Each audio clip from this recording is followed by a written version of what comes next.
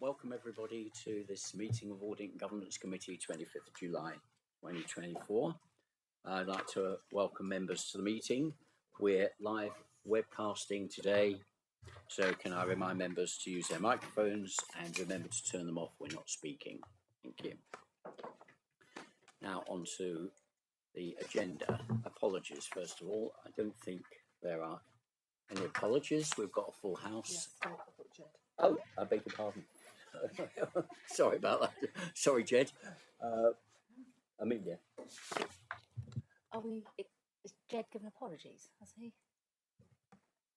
I was expecting him to be here, so I've not received any apologies from him.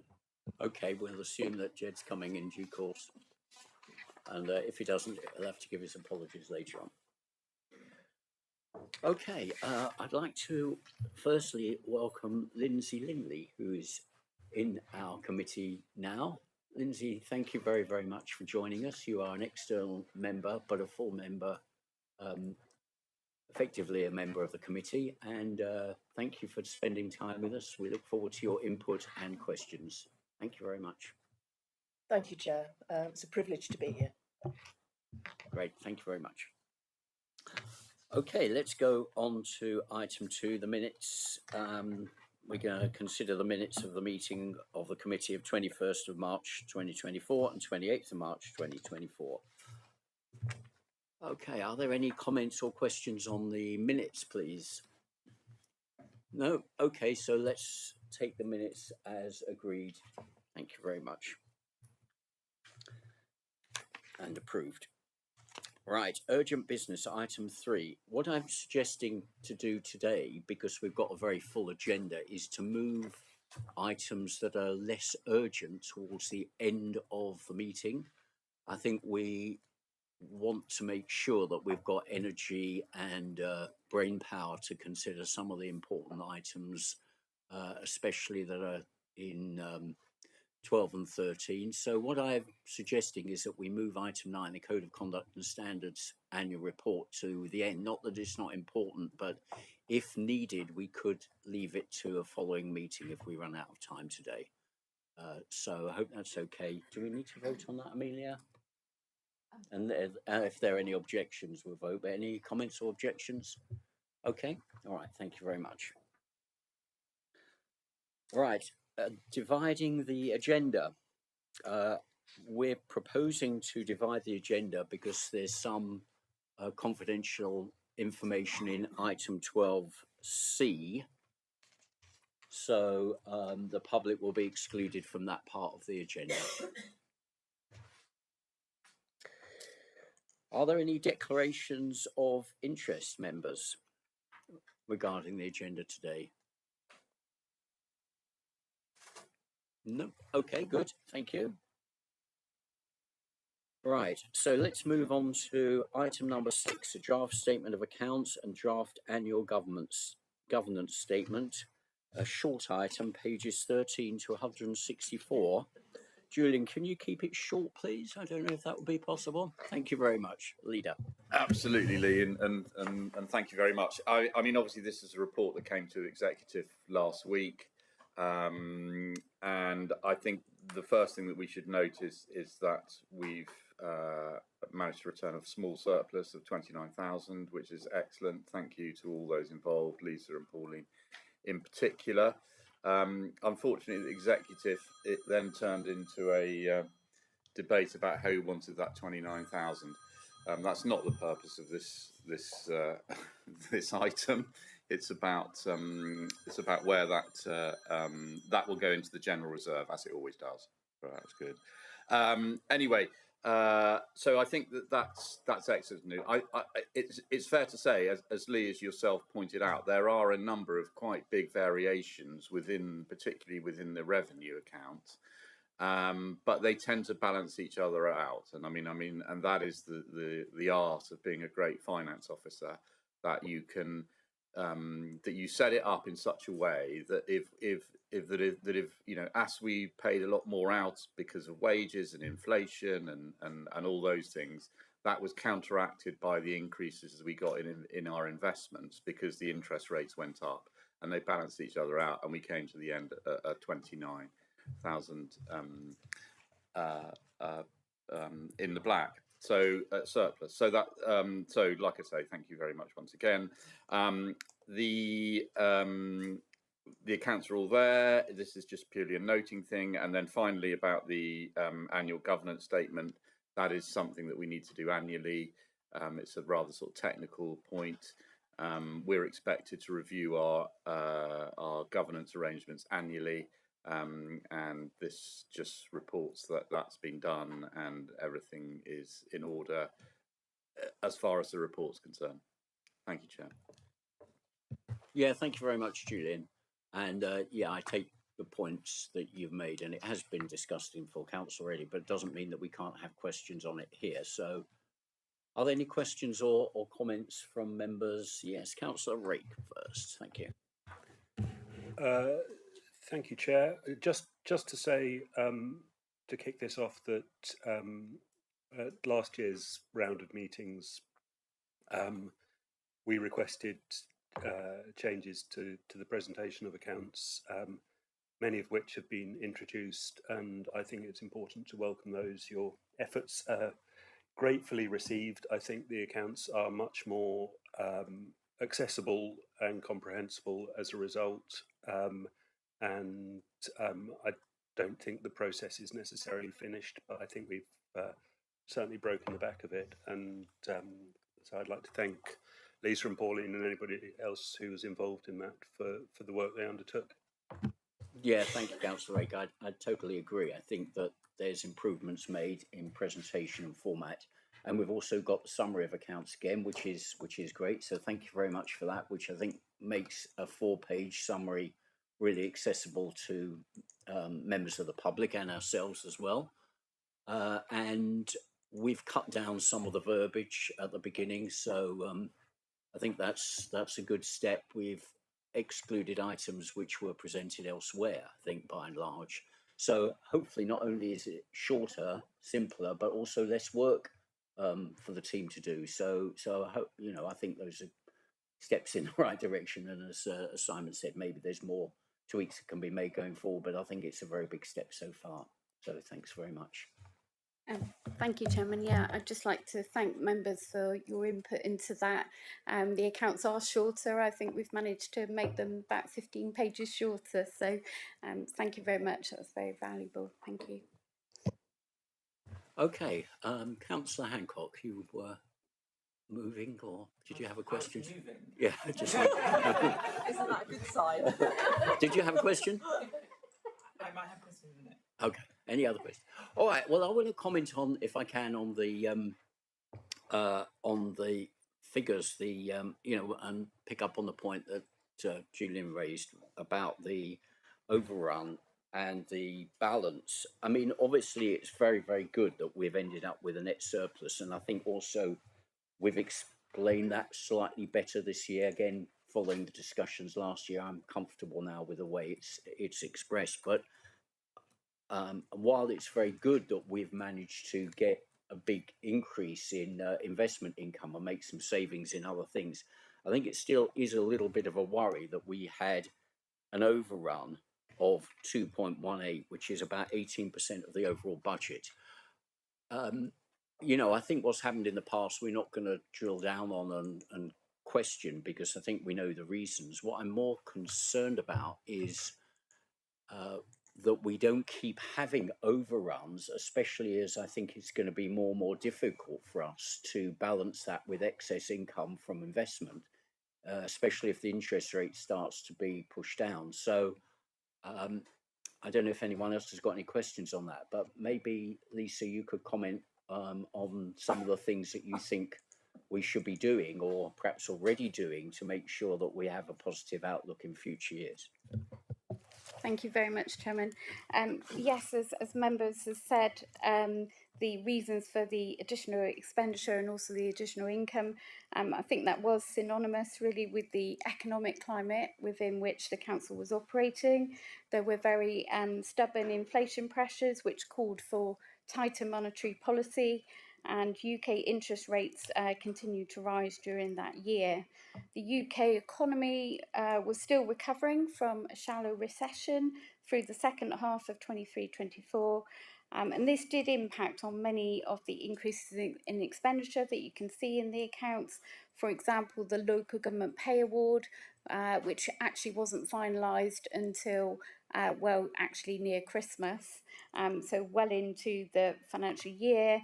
There were extra ICT costs which were linked to inflation. We had inflationary pressures in the waste service from a downturn in the economy.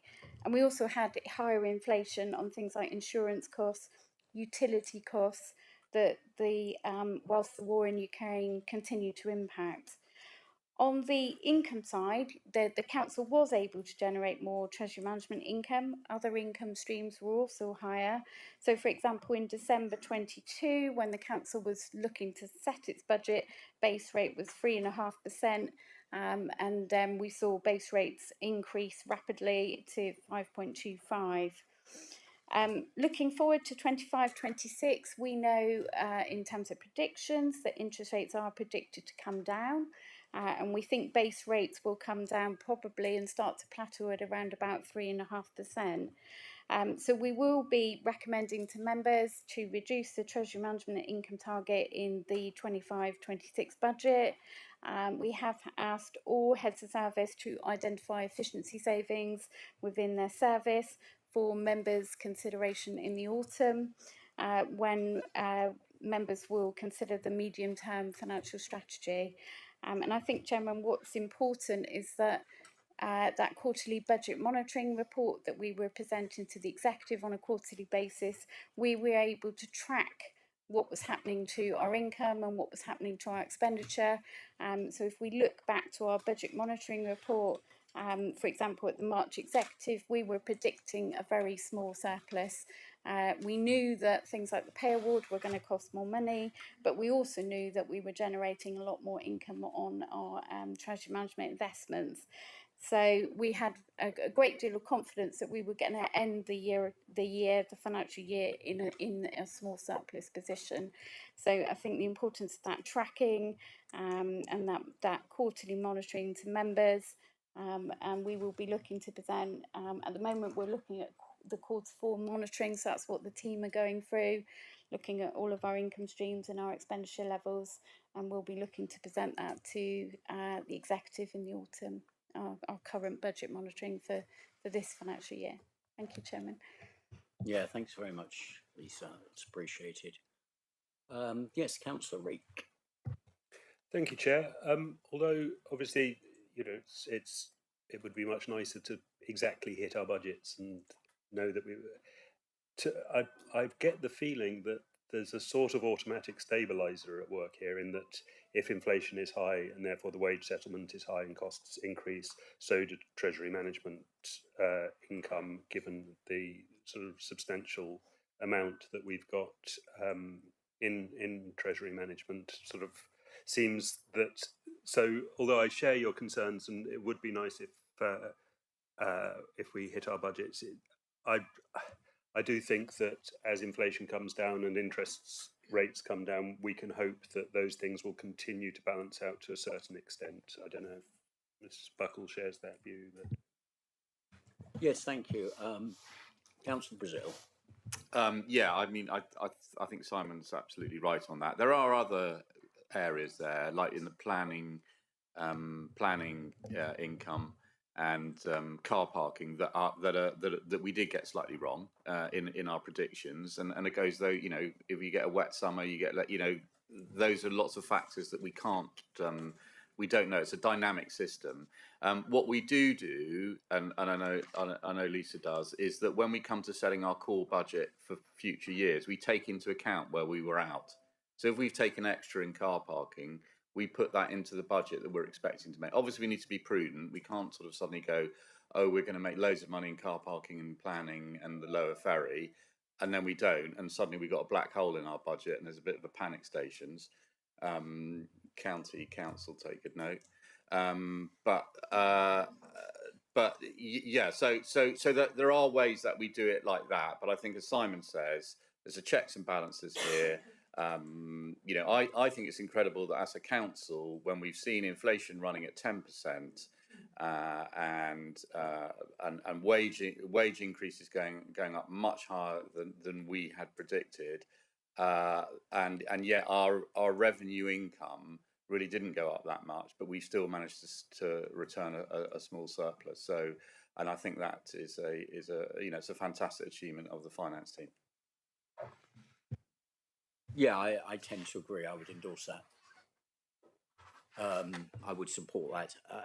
I do think we just need to keep a watch, and obviously we are on both the future spending, and it sounds like we're taking some actions on that, which is great, and also the accuracy of budget making, which again sounds like we're taking some actions on that. So good. I want to move on a little bit because I've got a question on the reserves. Because one of the things that we need to think and keep a watch on, I believe, is the balance of usable reserves. So basically, what's in the balance sheet, which is general fund balances, earmarked reserves, and capital reserves. According to the summary of accounts, they have changed by about 500,000, have gone down by about 500,000 in the year, but I think there's some technical accounting adjustments which seem to affect that a little bit more. So maybe I could ask Mrs. Buckle to just comment on that, because I think what I'm keen to do is that we don't just see the statutory reporting figures, but also understand what's behind that in terms of real money that's available for the council to spend in future years. Thank you. Thank you, Chairman. So yes, the earmark reserves, they are shown on page 63 of the agenda, today's agenda, or page 43 of the actual accounts. And in terms of our total earmark reserves, at March 23, they were 15.4 million, and at March 24, they'd slightly increased to 15.47 million. And within the narrative statement on page 34 of the agenda, we do show there a calculation or a financial metric, which is reserves as a percentage of net revenue spend. And that has moved in 22-23, that equates to 168.5%. And that has slightly come down in 23-24 to 150.4%. Within those earmark reserves, there is a business rate section 31 compensation grant reserve, which is a bit of a technical accounting reserve. And what that is when the government announces rate relief schemes, which they did in 23-24, so all businesses that were retail, leisure or hospitality received a 75% rate relief from their business rate bill. That didn't apply to the large businesses that have businesses up and down the country, because there was a cap there of 110,000. But for other businesses, they would have seen 75% rate relief from their bill. The council has to be compensated by that, by the government, and we receive what's called a Section 31 compensation grant. And there's a bit of a timing difference between when that money goes through the earmark reserve and when it is released into the collection fund. So members will note that on the collection fund, which is right at the end of the accounts, the council has moved from a surplus position on the collection fund into a deficit position of about £1 million. But what that deficit is, it's just an accounting deficit, and what will happen is that the money in that earmark reserve will get released into that collection fund. But it won't happen in this financial year, it will happen in the next financial year. So it's just an accounting transaction. And Chairman, what we could do is we could set ourselves sort of a local financial metrics, because although that financial metrics will be used probably by people, the government and bodies such as Offlog, we complete government returns, so we have to submit these figures to government on an annual basis and a quarterly basis as well. And I think these metrics are used for benchmarking purposes as well. But if the council wanted to have its own sort of local financial metric, we could do that. So we could strip out that Section 31 compensation grant, because we know that's sort of a technical accounting earmark reserve. All councils will have these. Some councils may choose to put it all into its business rate retention reserve. These reserves really have come about from 2013-14 when the government localised business rates. So years before 2013, what used to happen was we used to just get a set amount of money from government for our business rate allocation. And many councils said that that was unfair, and they felt that councils should be rewarded if, for example, they grew the number of businesses in their area and there was business growth through economic growth. So the system was localised in 2013. So that's when it got more complicated, I think, in terms of how business rates was accounted for. But all councils will hold a business rate retention reserve. We've chosen to have 2 reserves so that we can track it. But you don't have to have 2 reserves. You can put it all in 1 reserve. But as I say, very happy, Chairman, if the committee wants to have a sort of local financial metrics that we keep ourselves. Yeah, thanks for the explanation. I think it is quite complex, obviously, but I think what I'm keen to get to is the actual usable reserves that we've got at the moment, which sounds like we need to exclude the Section 31 Business Rates Retention Reserve to get to that figure. So can you tell us, or maybe calculate, what the actual usable reserves for the council is as at the 31st of March 24 and the figure as it was a year ago, so that we know in this committee what the change is in the usable reserve? Sorry, you get your calculator out. Because I think what you know, just to explain why I'm asking the question, is the figures that are presented here are not showing the real change in usable reserves because of the Section 31, the impact of the Section 31 business rates retention reserve. So we do not have 20.25 million actually to spend at the moment. And while it's fine that this is a statutory report and shows that figure, and we obviously can't change that, it's not insightful for the committee to use that figure when it's not correct. Or not, it's not, I wouldn't say it's not correct, let me rephrase that, when it's not containing the full information. Thank you, Chairman.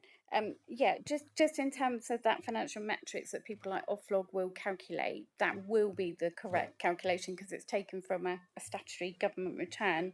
If we were to exclude that figure, I mean, the business rate compensation grant went up by 2 million. So in actual fact, the figures on page 34, we would need to take 2,023,000 out of that.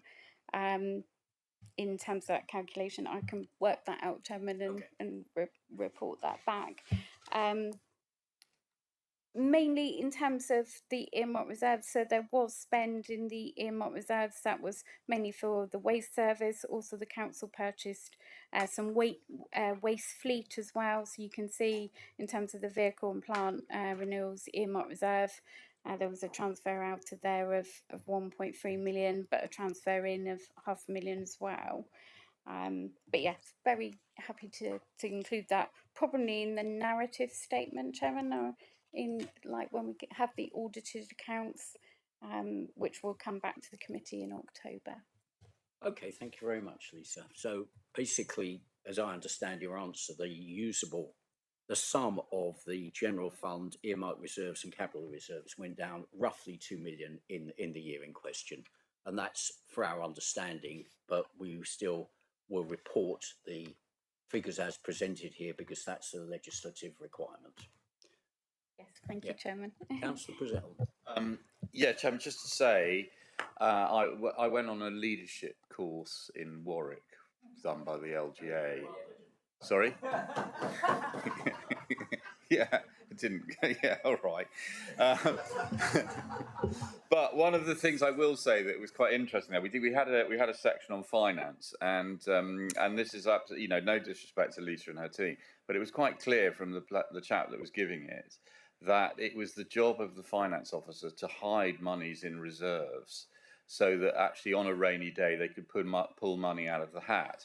And it was our job as councillors to try and find where that money's hidden. So I think that's the job that you've got. I mean, there are earmarked reserves. There are earmarked reserves that are absolutely essential when we talk about the fleet replacement reserve, for example. We can't spend that because absolutely that is money that we are going to need to replace our fleet.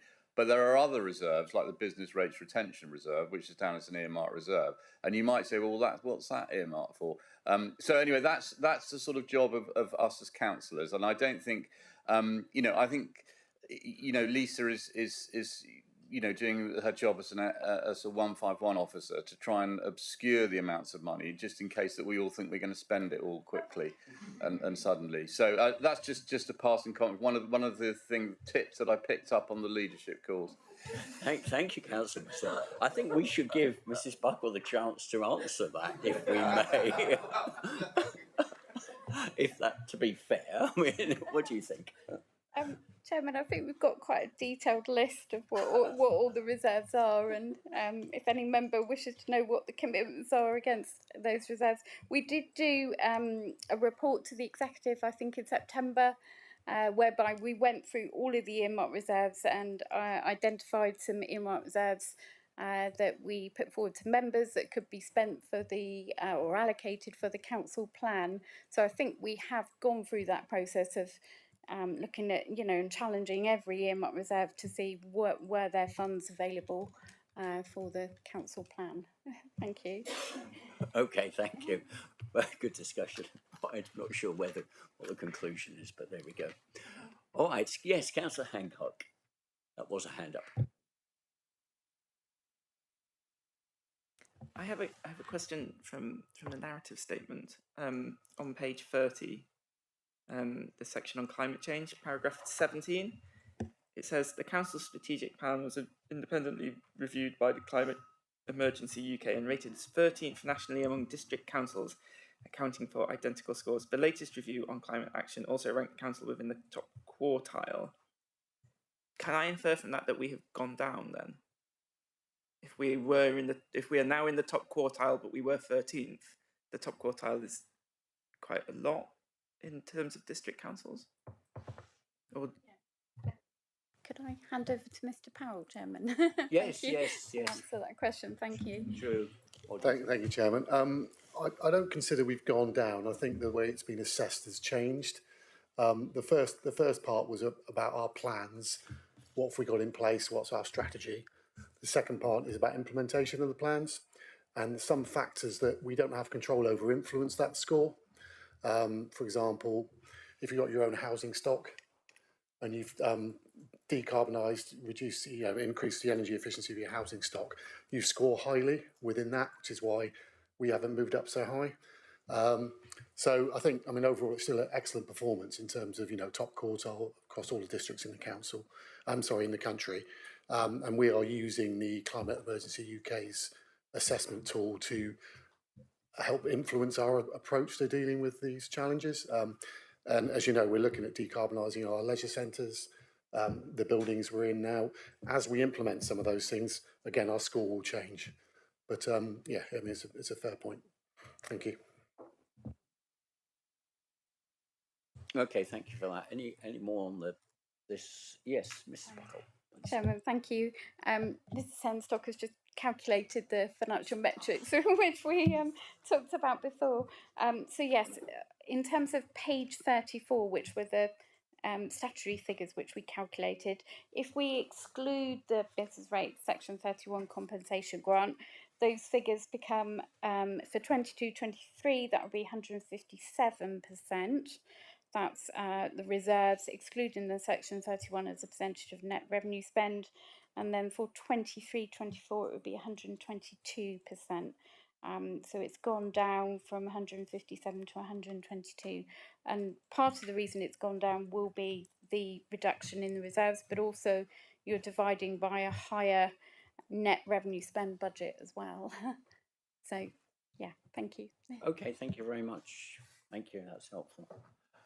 Okay, I'd like to ask a question about the pension, because I think when we discussed this last year, I was mightily confused about the pension holding and the pension reserves, and I think looking at it this year, I've maybe understood a little bit more. So, Mrs. Buckle, can we understand there seems to be a pension holding on the accounts? Because last time I think we felt a bit concerned, the committee felt concerned that there was a big change in the actuaries report of about 50 million or so, more than 50 million, which made the accounts look a lot better. But what also has become clear to me is that there's a holding of about 120 million, which is the actual pension assets, which are not presented, if I understand correctly, not actually an asset line in the accounts. They're totally separate from the balance sheet. And I'm not quite sure whether Council Brazil would consider them to be hidden and 120 million usable for anything else, but perhaps not. We should be making sure that they're used for pensions. But I just want to check where this 120 million is and who's looking after it. Thank you. Thank you, Chairman. So yes, I think that's shown on page 103 of the agenda within the pensions note. So the 120 million is, so Devon County Council administer the local government pension scheme on behalf of the 8 districts within Devon. So they are what's called the administering authority. So, and Peninsula Pensions that administer the pension scheme for local government in Devon. So they would hold that 120 million of assets and invest it. And on page 103, it does show where the pension fund has invested those assets. So you can see there it's in UK equities, it's in overseas equities, some property, some infrastructure, some cash, some bonds. In the past, Chairman, we have had a representative from Devon County Council pensions team come and present to the Audit and Governance Committee. That's something that we could always do again if the committee wished to get into the detail of the pension fund. As I say, that is administered by Devon County, so that's why you wouldn't see it on the council's balance sheet, and they administer it on behalf of sort of schools in Devon, all of the councils. That's what Peninsula Pensions will administer. In terms of the actual pension liability itself, as you can see that on the balance sheet on page 45, only a small movement this time in the pension liability. So it's gone from 2.1 million in March 23 to 2.2 million in March 24. And what has a big impact on the pension liability is what's called the discount rate. So if you look back at the 21-22 accounts, that discount rate was 2.6%. In 22-23, it increased to 4.8%. And what happens when the discount rate goes up, your pension liability goes down.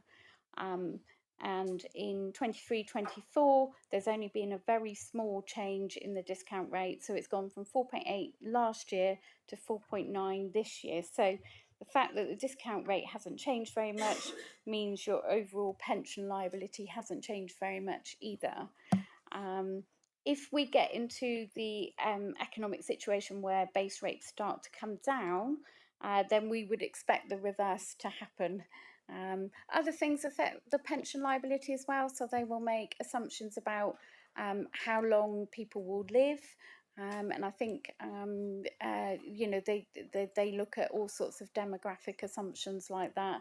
But very much the discount rate does have an impact, quite a significant impact on the pension liability.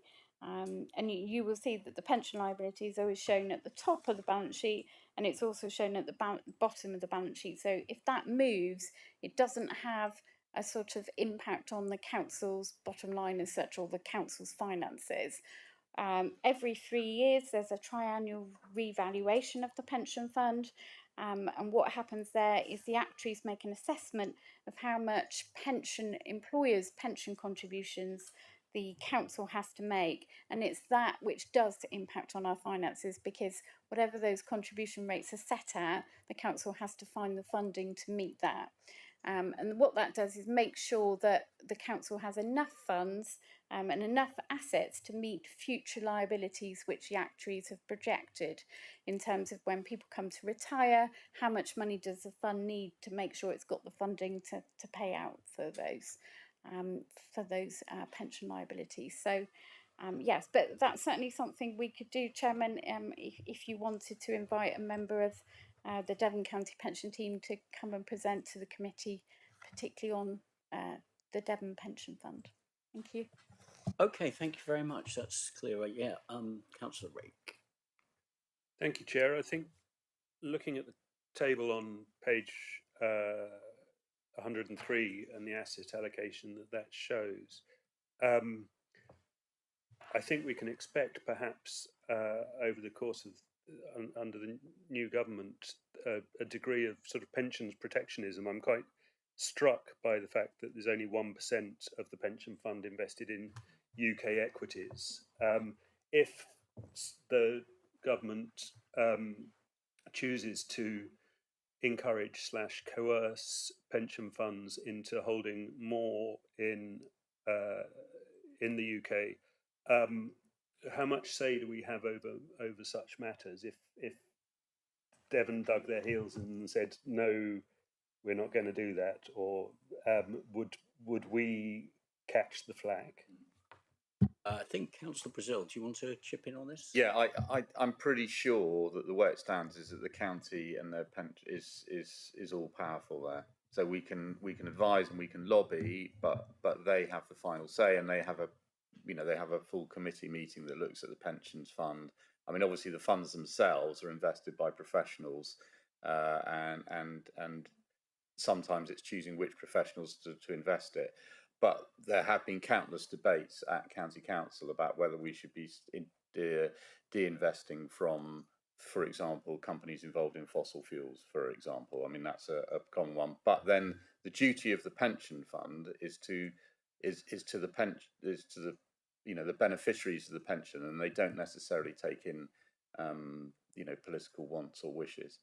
And just to reassure Chairman and Lisa, I won't be encouraging this council to be taking a sort of Robert Maxwell approach to the pension fund. Thank you for your reassurance there, Councillor Brazil.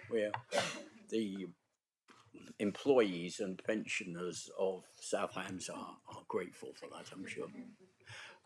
I think just a couple of points, if I may. I mean, firstly, I think it's clearer now what the line is on our balance sheet, which is a pension liability or asset, which is basically the difference between the 120 million and the auditors or the actuaries' view of the pension liability going forward. So that is a little bit more straightforward. Secondly, it's quite interesting to see the allocation of funds, but also quite positive to note that the assets have gone up roughly 17% in the 12 months in question. So I think I would say that whoever's managing this fund is doing a pretty good job, quite frankly, and hopefully is not going to be influenced too much by external forces, but we might have to see about that.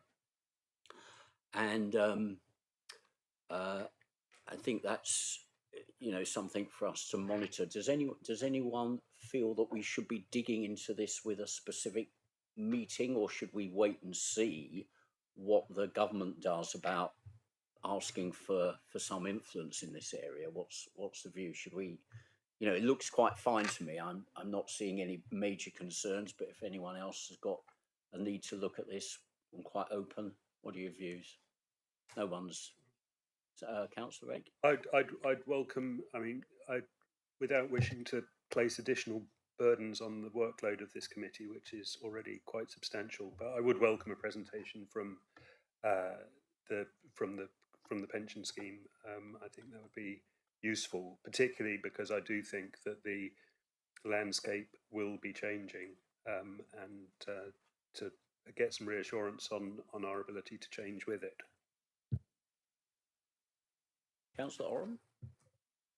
Thank you, Chair. I didn't actually have my hand up, but as soon as you give me the floor. Now, I would agree with Councillor Rake that a presentation by Devon County Council would be very beneficial, especially because of the changing political landscape further up the chain.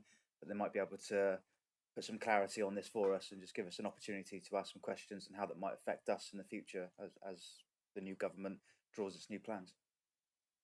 Okay, thank you. Well, I think then let's ask for maybe an all members meeting so that everyone can be briefed in due course, and a separate meeting, not part of ANG, because although it isn't a separate line on the balance sheet, it is a lot of money, and there is a net impact on us in the balance sheet that we need to keep a little bit of a watch on. So yeah, I think let's do that at some point in the future. Okay. Thank you very much. Any other points on the accounts? Let's move then to the annual governance statement. And I think this is very similar in many ways to what we've seen before and previously in last year. Are there any questions on this document? Anyone with any points on it?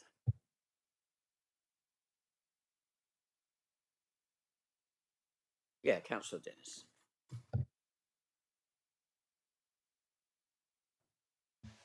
Thank you, Chair. It's just a small point, but on Principle C, it outlines the priorities of the council, and I'm just not sure they match up with the priorities of the council. So there's no mention of housing, and there's a mention of developing a keep it local scheme. So, yeah, just to relook at those perhaps. Sorry, are you hoping for a report? I'm not quite sure I understood. Are you asking a question on this, or who might answer that? Sorry, just yeah. So page 152.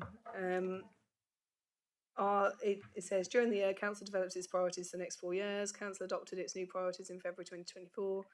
They include a commitment to mitigating climate change, promoting the economy, supporting towns to develop town plans, and developing a keep it local scheme. I don't know what the keep it local scheme was, and I don't see that in the council's new priorities, and there's no mention of housing or anything there, so I'm not sure they match up. Okay, thank you. I don't know, Councillor Brazil, if you want to answer that. I think we have seen that. Yeah, no, I think that's fair about the housing. I think the Keep It Local scheme is all about, it's a particular project that Councillor McKay is running with at the moment, where we're looking to reduce food miles and to strengthen the local food network so that local producers can provide food to local retailers and hospitality industry, and indeed other authorities like ourselves here with the cafe opening. So that's the Keep It Local, but I think that's a fair point about the housing, and that we probably should absolutely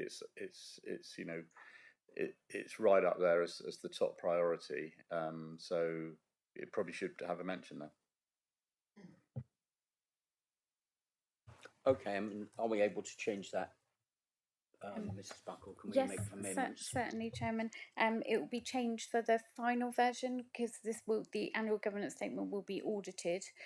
So we'll bring a final version back to the committee in October with any changes suggested from Bishop Fleming. But we will certainly add housing into Principle C as well. Thank you. Yeah, thank you. I have a question which is near that point raised by Councillor Dennis, which is the Audit and Governance Committee responsibility on page 157. And I think we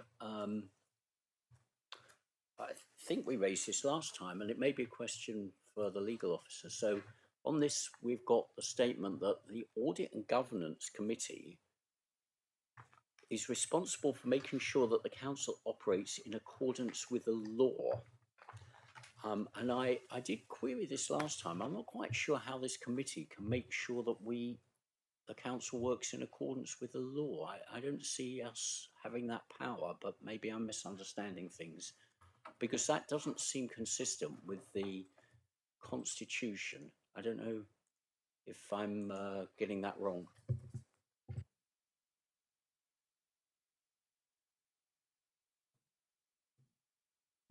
Chairman, I think it might be stretching it a little too far in terms of the way it's drafted at the moment, but certainly as an audit and governance committee, you are also responsible for governance. So governance includes ensuring that the council the council processes are lawful. So there's an element of that oversight, because that's ultimately what governance is about. It's ensuring that we act in a way that's proper and in accordance with the law. Well, I mean, it seems to me that including the word oversight will be a helpful addition. But you know, I just feel a bit concerned that we don't have any legal powers here, and we don't have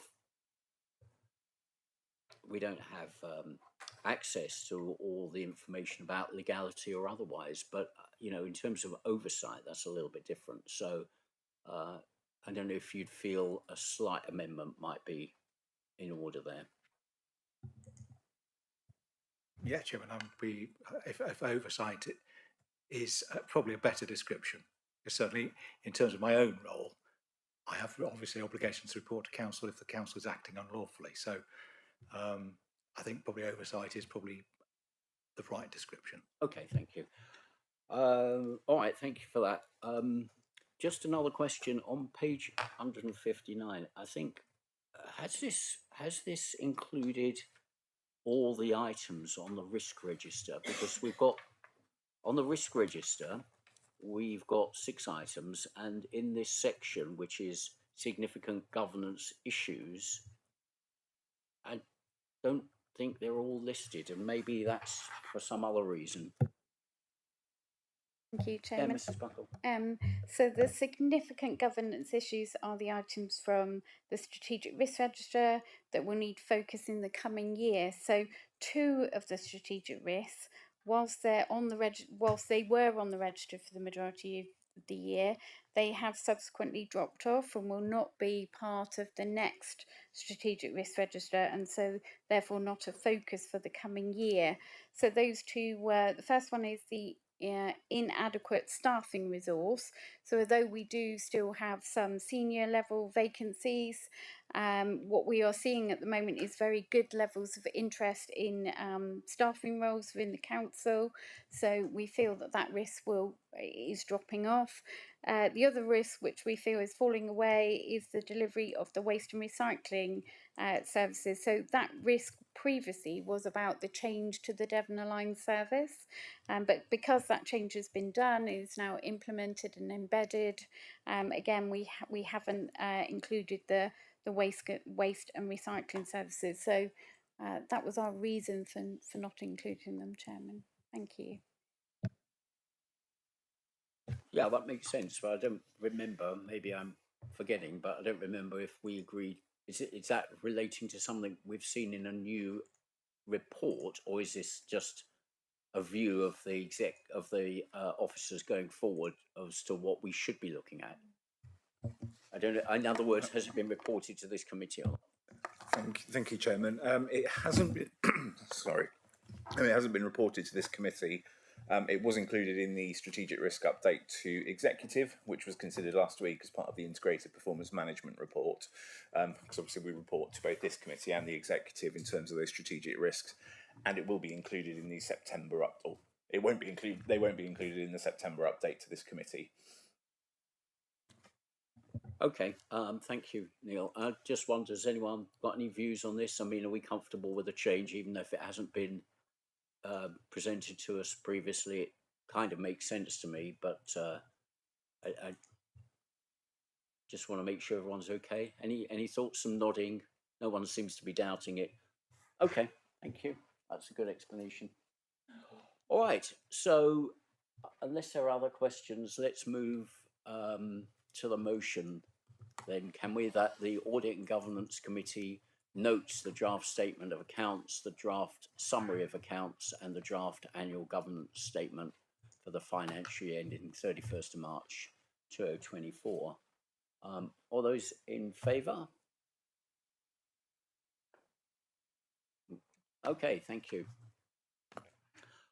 All right, thanks for your time on that. Thank you, Mrs. Buckle, again, and Pauline for super job on the accounts. Very, very good. Let's hope it can continue. All right, so let's move to the next item. Then, when I find my notes.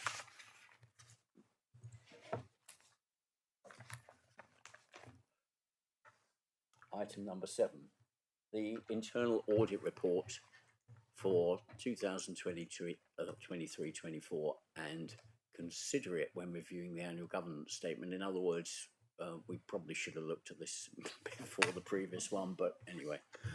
Okay. Dominic, over. The leader's going to introduce this. Yeah, not a great deal to say. I mean, I think it's a good report. We've got reasonable assurance. There's nothing into limited assurance or no assurance from the audit, so that's good news. And it's we have to produce this document annually. This is it, and I think it's pretty good.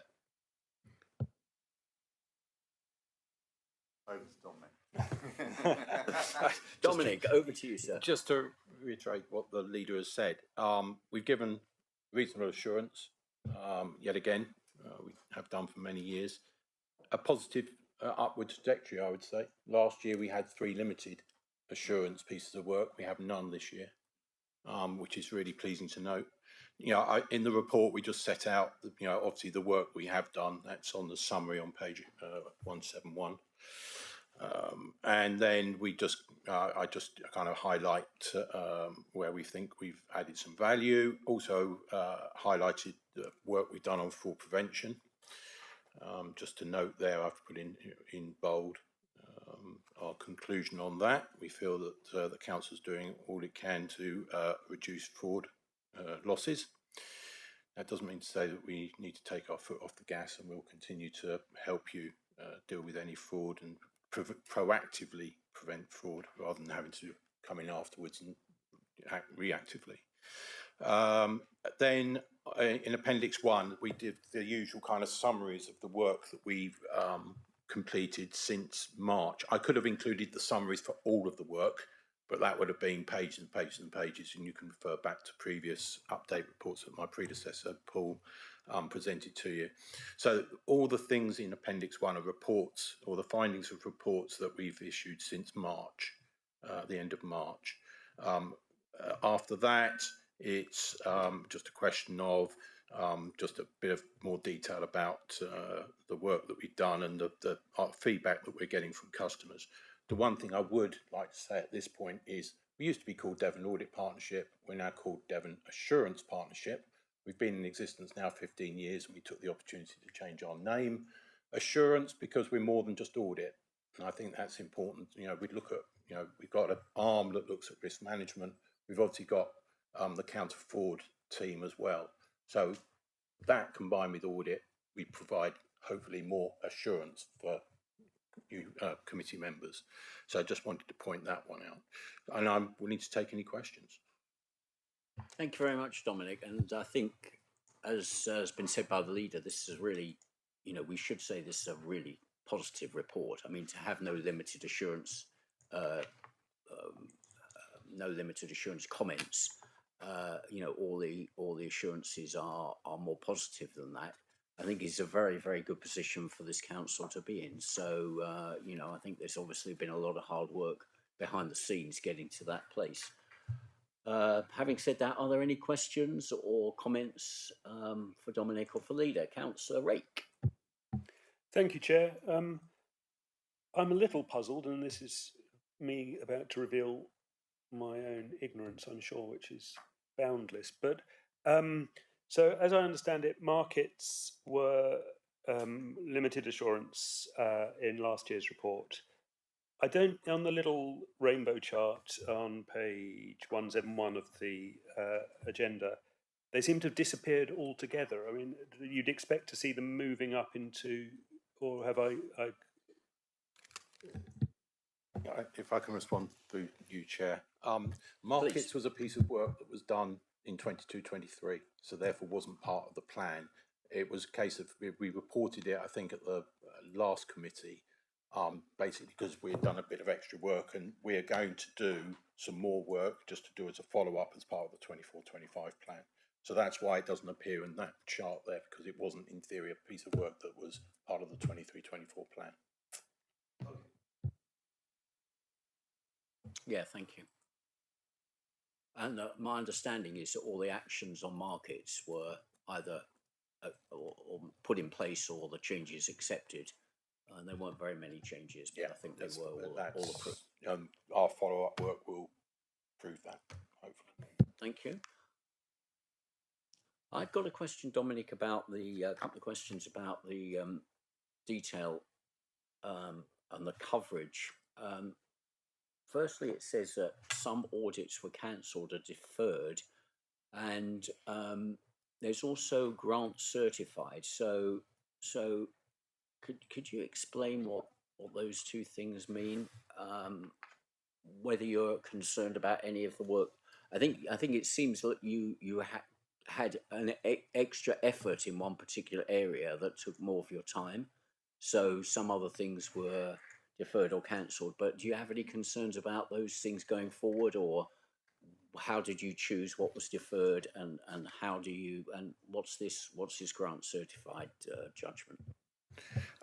Taking the grant certified, there is often within the grant letter, determination letters, and the kind of terms and conditions behind grants, there's a requirement for independent checking, and therefore internal audit's called upon. Lisa will contact us, or a head of service might contact us, say we need our grant claim checked, and we have to. I personally, or my predecessor, would have had to have signed that off. Homes England is a classic one. We had to do a piece of work on the Homes England grant, and also work around the UK Shared Prosperity Fund. So that's where we have to, and I think we try to set aside some time, but often grants suddenly pop up and we suddenly get a phone call or an email saying, can we look at grants? Some grants don't require it, but others do. Some grants might just require Lisa's sign off, but sometimes it's an internal audit thing. As far as the deferred or the audits that weren't done, yeah, over time it might be that other pieces of work have come in and we haven't got the allocation of resources, or it might be a case we've gone to officers and said we want to start this piece of work, but actually it works out that it's not the right time. They could be doing a service review, or it's just a busy period, and we'll say, right, we'll keep it in the plan, but we'll defer it. And I think at March's meeting, I did highlight a few of the audits that were in 23-24 that actually now appear in 24-25, and that might be the reason why they've been.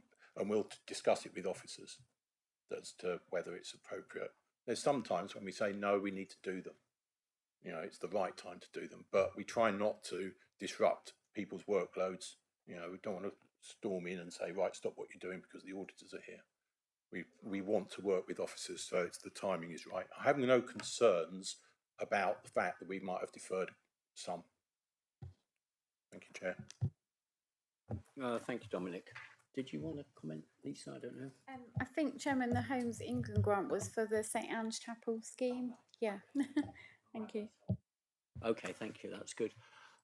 Lastly, I've got a question and thought on the key performance indicators. So you're mentioning here that we've got some KPIs in internal audit in the performance management section, but I think we may have touched on this before. Where are they? Are they being shared with this committee, or are they being? I mean, maybe Drew could comment on this. Do we have some KPIs on performance management or on governance that we should be looking at, or is it going to another committee? Well, I think there's two things. One is KPIs around the performance of the audit team, which I think Dominic was referring to, which are in this report, I believe. But the other thing is around performance management. The KPIs go to a number of different committees. So we've got an integrated performance report that goes to the executive, which sets out high-level strategic KPIs, key performance indicators, and we've also got a suite of KPIs which goes to ONS for review, which is a cross-section of all council operations. So governance arrangements are sort of probably implicit within the reporting through the AGS to this committee. I think, yeah, that's probably the situation, Chair, if that helps. Has that covered your question adequately? Sorry, I missed what you said at the end. I'm sorry. So what the AGS is reporting to this committee? Yeah. So the sort of the quality and the robustness of our governance arrangements are set out in the annual governance statement, which we've just covered. It doesn't at the moment include any particular performance indicators. As I say, they go to separate committees. Okay, thanks. Yeah, that probably does answer it. I mean, personally, I think we should be thinking about performance indicators around governance myself, but that's maybe something we'll take separately because it's not really part of this, unless you've got a comment. Yeah, I mean, we could provide something through the annual governance statement with some KPIs for governance, which might include just the number of committee meetings have been undertaken, the attendance of those committee meetings, something to show that those some quantitative way of expressing underlining the actual AGS. That would help, Chair. Yeah, okay. What do people think about that idea? Because, I mean, it just seems to me there's a lot of words and no numbers, and I worry about that sometimes. It's useful to see trends and outline situations through numbers, basically. But what do other members think? Any real interest in doing this? Yeah, Councillor next. No, I would just say is this something that's normally overtaken or undertaken by ONS rather than A&G? Yeah, ONS look at a suite of operational performance indicators. That's correct, Councillor Nix. I think what the Chair is suggesting is something around the governance arrangements and something alongside the words of assurance that show that, for example, as I say, that there are regular committee meetings. There are perhaps our response to some things like FOIs, something that shows that something backs up the statement we put together. I mean, it would be simple to do. We could draft something for next year's AGS if that was the wish of the committee. I mean, any other thoughts? Maybe it's something we could draft and circulate it to the committee by email and see what people's comments are. If they like the idea, then let's include it. If, on the other hand, it doesn't add much information, then let's not create work when it's not needed. Okay, if we could do a draft, that'd be helpful. Thank you. Okay, Councillor Rake. Thank you, Chair. Just quickly, returning to the issue of audits that have been deferred, or I mean, I presume, Mr. Meadows, that you retain the ability to say, ready or not, we're coming in. We do, but yeah, I wouldn't say we go in with blue flashing lights and stormtrooper outfits and those things like that. That's the old days. But yeah, we still have the bikes, but we are conscious that officers have got day jobs, and we don't want to be. It's like we won't go in and audit the main accounting system when trying to prepare the final accounts, and it's like we won't do council tax kind of in the spring because that's their busy time. So we're always conscious of what's going on. And even in 24-25, we've got a couple of instances where service reviews might be happening in frontline services that we were due to look at. We'll defer that. And I think the next report, there was a couple of examples there which I might elaborate on. Just quickly, Drew, just so I mean, presumably, however, if a service did say, oh, can we defer it? And then said again, can we defer it? You'd begin to get concerned and would take a deeper look. We would certainly look if they said, oh, we're having a service review. If they keep saying it, then I will kind of check that is a service review actually taking place, or has that been delayed, and what's the reasons for it delayed? So yeah, I've been in audit too long to I can see the signs when people are just trying to make if they say no to long enough, we'll go away, but that's not necessarily the case.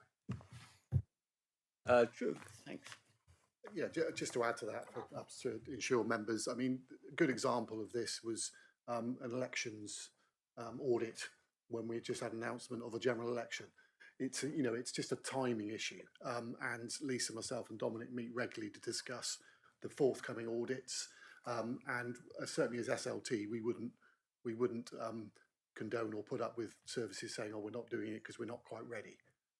It also may be that a senior member of staff left and we haven't got a head of service. So it's operational things rather than deferring them because they don't want audit coming in. Thank you.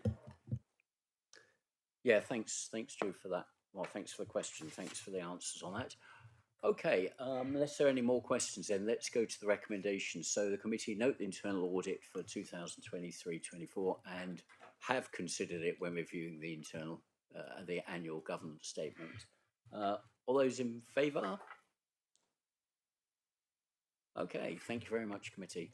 All right, so then still with a similar topic, let's have a look at item 7, which is the work plan effectively for internal audit.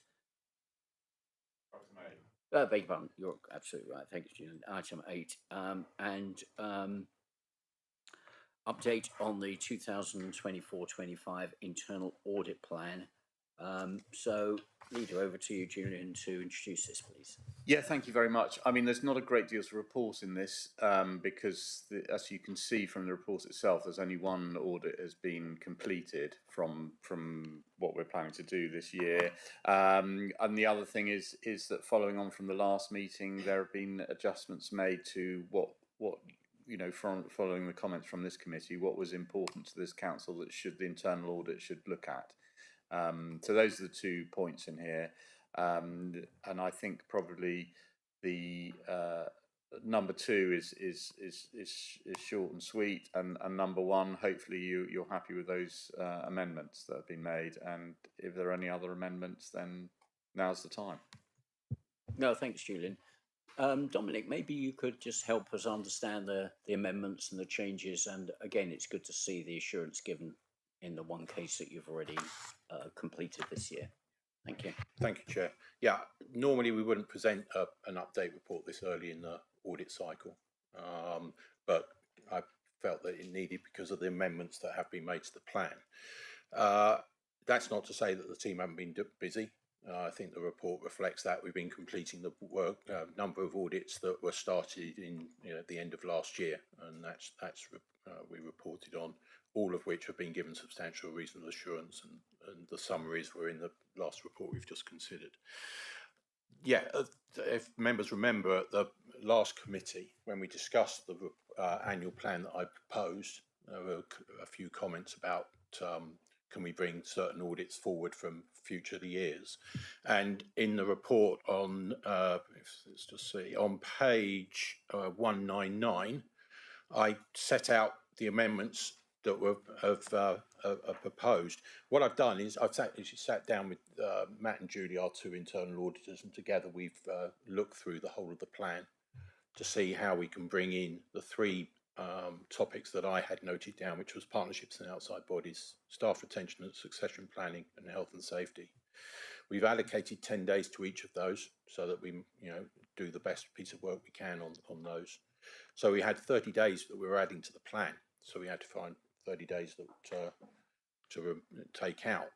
Now, we've actually removed 1 complete audit, and that's new ICT systems. That was 8 days. Now, that's on the basis that, as far as we're aware, there's no plans to have any new ICT systems being implemented during the year. Now, that can change. And if it does, then we'll revisit the plan again. And it might be that we move some days around, or we dig into the contingency that we always have within the audit plan. I didn't want to touch contingency at this stage. And then, so that was 8 days removed, so I had to find some more time. And there are 5 audits there listed where the original allocation of 10 days we felt perhaps, given the various circumstances, was a little excessive, and that we could actually reduce some of the days and we could do the work in a slightly quicker time. The first one, markets follow-up, as we're aware that the recommendations and the manager's intended actions from the previous report seem to have been implemented. So therefore, we're hoping we can do that working a bit quicker. So we've cut the days by half to 5 days. Main accounting system, we felt, main accounting system hasn't changed. So we felt that rather than doing a full audit, we can just do, our usual quick checks, just talk to the officers to make sure that the system hasn't changed, and do a bit of testing. So we've reduced that from 15 down to 10 days. Yeah, Mr. Sunak kind of scuppered, as Drew has kind of said. Mr. Sunak scuppered our plan to do elections. We would plan. Everybody was thinking it was going to be a late autumn, probably just before Christmas election, and so therefore elections has been is going to be moved, and it'll be, rather than a large piece of work, it'll probably be a lessons learned piece of work on what happened in earlier this month. So we've reduced that by half to 5 days. And then we've got some work on UK Shared Prosperity Fund, and there's a West Devon audit, their Oakhampton station levelling up, where we felt that we could do it a little quicker, and that the original estimate of 10 days in each of that is probably slightly excessive. So that means that we found 29 days to take out, and I wasn't going to spend a lot of time trying to find the extra day. So we're basically adding 1 day to the plan that you agreed back in March. So that's on the explanation on that. The rest of the report, yes, as I say, we've been completing the work from last year. We've made a good start on 24-25 audits. We've completed one, which is reported, and the findings are reported in the appendices. We've also highlighted where we are with other pieces of work. Either a draft report or field work is taking place at the moment, or we're just about to start those pieces of work. The other thing I'd like to highlight to members on page 201, Devon Assurance Partnership holds a member event, or maybe once or twice a year, at Buckfast Abbey, where we get various speakers in. And it just gave you we held an event last month, and there were the flavour of the kind of topics that were covered, just to give you an idea of the exciting and important topics that we actually do cover. And the feedback that we received was very, very positive, especially about the lunch that was given afterwards. I'm open to any. Thank you, Dominic. Yes, Councillor Dennis. Thank you, Chair. I've been bringing up the audit of the elections since I was elected myself last May, and so I understand obviously the reasons why it's been delayed, but I'm just looking for assurance really that the 5 days will be sufficient, and obviously that it will be done well in time of the next set of local elections. I'm aware of comments and that received during the recent election, and I'm just hoping that they might be looked at and remedied. It's a period of huge stress for the council in a rapid expansion of the team there, and I'm just looking for that assurance that those 5 days will be sufficient. Yeah, fair question. Thank you, Councillor Dennis. I can give assurance that the work will be thorough. If we do find during the audit we do find extra issues that need to be looked at, then it might be we need to add a day or two, and again we'll review the plan, but we'll ensure that the work is done in a thorough nature. I mean, I would add, Councillor Dennis, if you've got specific concerns, I'm sure you've passed those on. Yeah, okay, thank you. Yeah, Drew, thank you. Just to add to that, if my memory serves me right, there was an audit of electoral registration last year, which was substantial assurance. So this is the whole process of registering electors and so on. It was carried out last year. So this is the second part of the audit essentially. Yeah, this is the actual running of the elections rather than the registration. Yeah, okay, thank you. Yeah, well, please pass those comments on, Sam, if you haven't already. I wanted to ask myself about the things that are being added. Really, the partnership and outside bodies, staff retention and health and safety. I'm sure we've done health and safety before, but the other two, are these new, Dominic? I mean, where are the main risks? I'm not sure I see these as kind of quite so risky, if I could put it that way, as, for example, auditing the main accounting system. So just to help us understand what you might be looking for in these areas, because they seem more unusual, perhaps, to me. Certainly. Yeah, the main accounting system is a very important system. As I said earlier, it's been in place a long time, so therefore I think we can reduce the number of days there. Looking at the partnerships and outside bodies, I think it was raised by Councillor Dennis about partnerships and bodies. Now, if not already, we have starting that work, and if one of the auditors hasn't already, but probably be in touch with Councillor Dennis to get an idea of the exact issues or concerns that I have there. The first risk is, do we know what partnerships and outside bodies we're involved in, and what are the liabilities to the council? What's the council signing up to? So there is a number of risks around partnership and outside bodies. The staff retention and succession planning, again, that was, I think, as a result of a comment made by members at the last committee. And once again, if there's specific issues, then we'll consult with with members. Otherwise, staff retention and succession planning actually is quite high on a lot of district councils and even county council plans. So therefore, what we'll do is we'll look at an audit programme that we've probably already got on our system, and we'll modify it. But essentially, we'll just look at making sure that the council is doing everything they can to retain staff. You can't lock them in a cupboard and say you're not moving or anything. But also, where a classic one might be, I was going to, doesn't work. Yeah, get complaints. The other one is succession planning, and it's knowing, the classic one.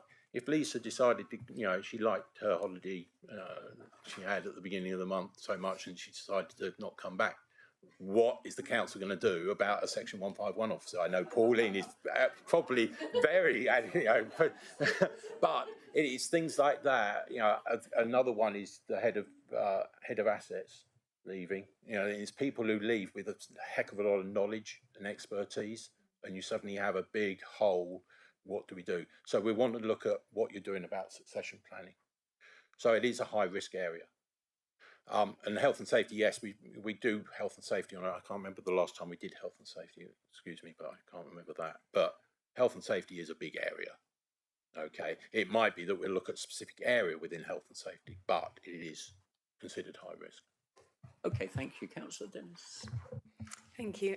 Just for clarity and transparency, I think those first two items were requested as part of the private meeting that we had as councillors with the internal audit, so they won't be minuted in another previous committee meeting. Yeah, thank you. Yeah. Good. Okay. Councillor Oram. Thank you, Chairman. Just looking at these audits that we've cut to make room for these three new ones, and obviously this isn't your first rodeo, you know exactly what you're doing. I'm just concerned that we're cutting some of these in half. So you've already given some assurance to this committee that that can be done. If there is some slippage and you're needing more time, what would be the procedure in that case to inform this committee that things are running behind schedule, and how would we accommodate that? Thank you. Through you, Chair. As you may be aware, you will receive regular updates on progress. So at each committee meeting, you'll receive a progress report from myself, and in that we will highlight exactly the situation that you've raised, and we'll come to you and say. But also at the first point of call, if we are looking at spending more time, we will speak to Lisa, SLT, and say, look, we might need to modify the plan a little bit. But essentially, any modification to plans will come to you as a part of a progress report. Okay, thank you, Dominic. Okay, all right, then unless there are other questions, let's move to the motion or the recommendation that the Audit Committee note and approve the amendments in the audit plan, and note and approve the progress made, and any issues arising. There aren't really any issues as far as we know, but all those in favour? Okay. Thank you very much, everybody. All right, members. Super. So let's move on then to item 9. Item 9. 10. Thank you. Item 10. So I'll get there eventually. Item 10. Move. Item 9 is moved. Item 10. The contract and procedure rules. So this is essentially an update to the Constitution on contract and procedure, and I'll ask the leader to introduce the topic, please.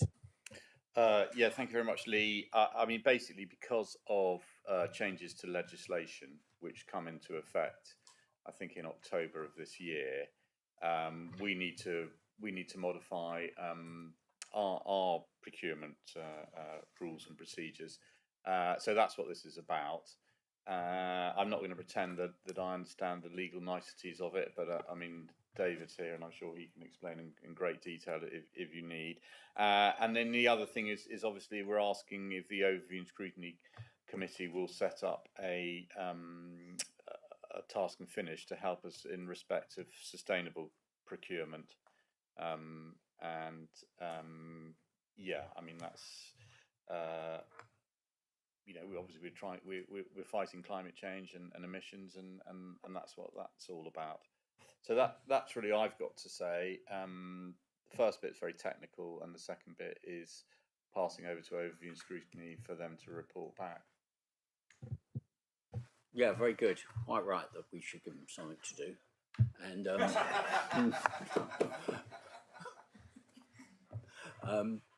David, I don't know if you'd like to comment at all or give us a quick high-level summary on the first technical points, please.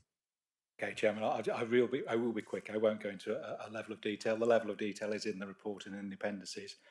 But essentially, this is being driven by the Procurement Act 2023. It replaces the existing regime, which was the Public Contracts Regs 2015.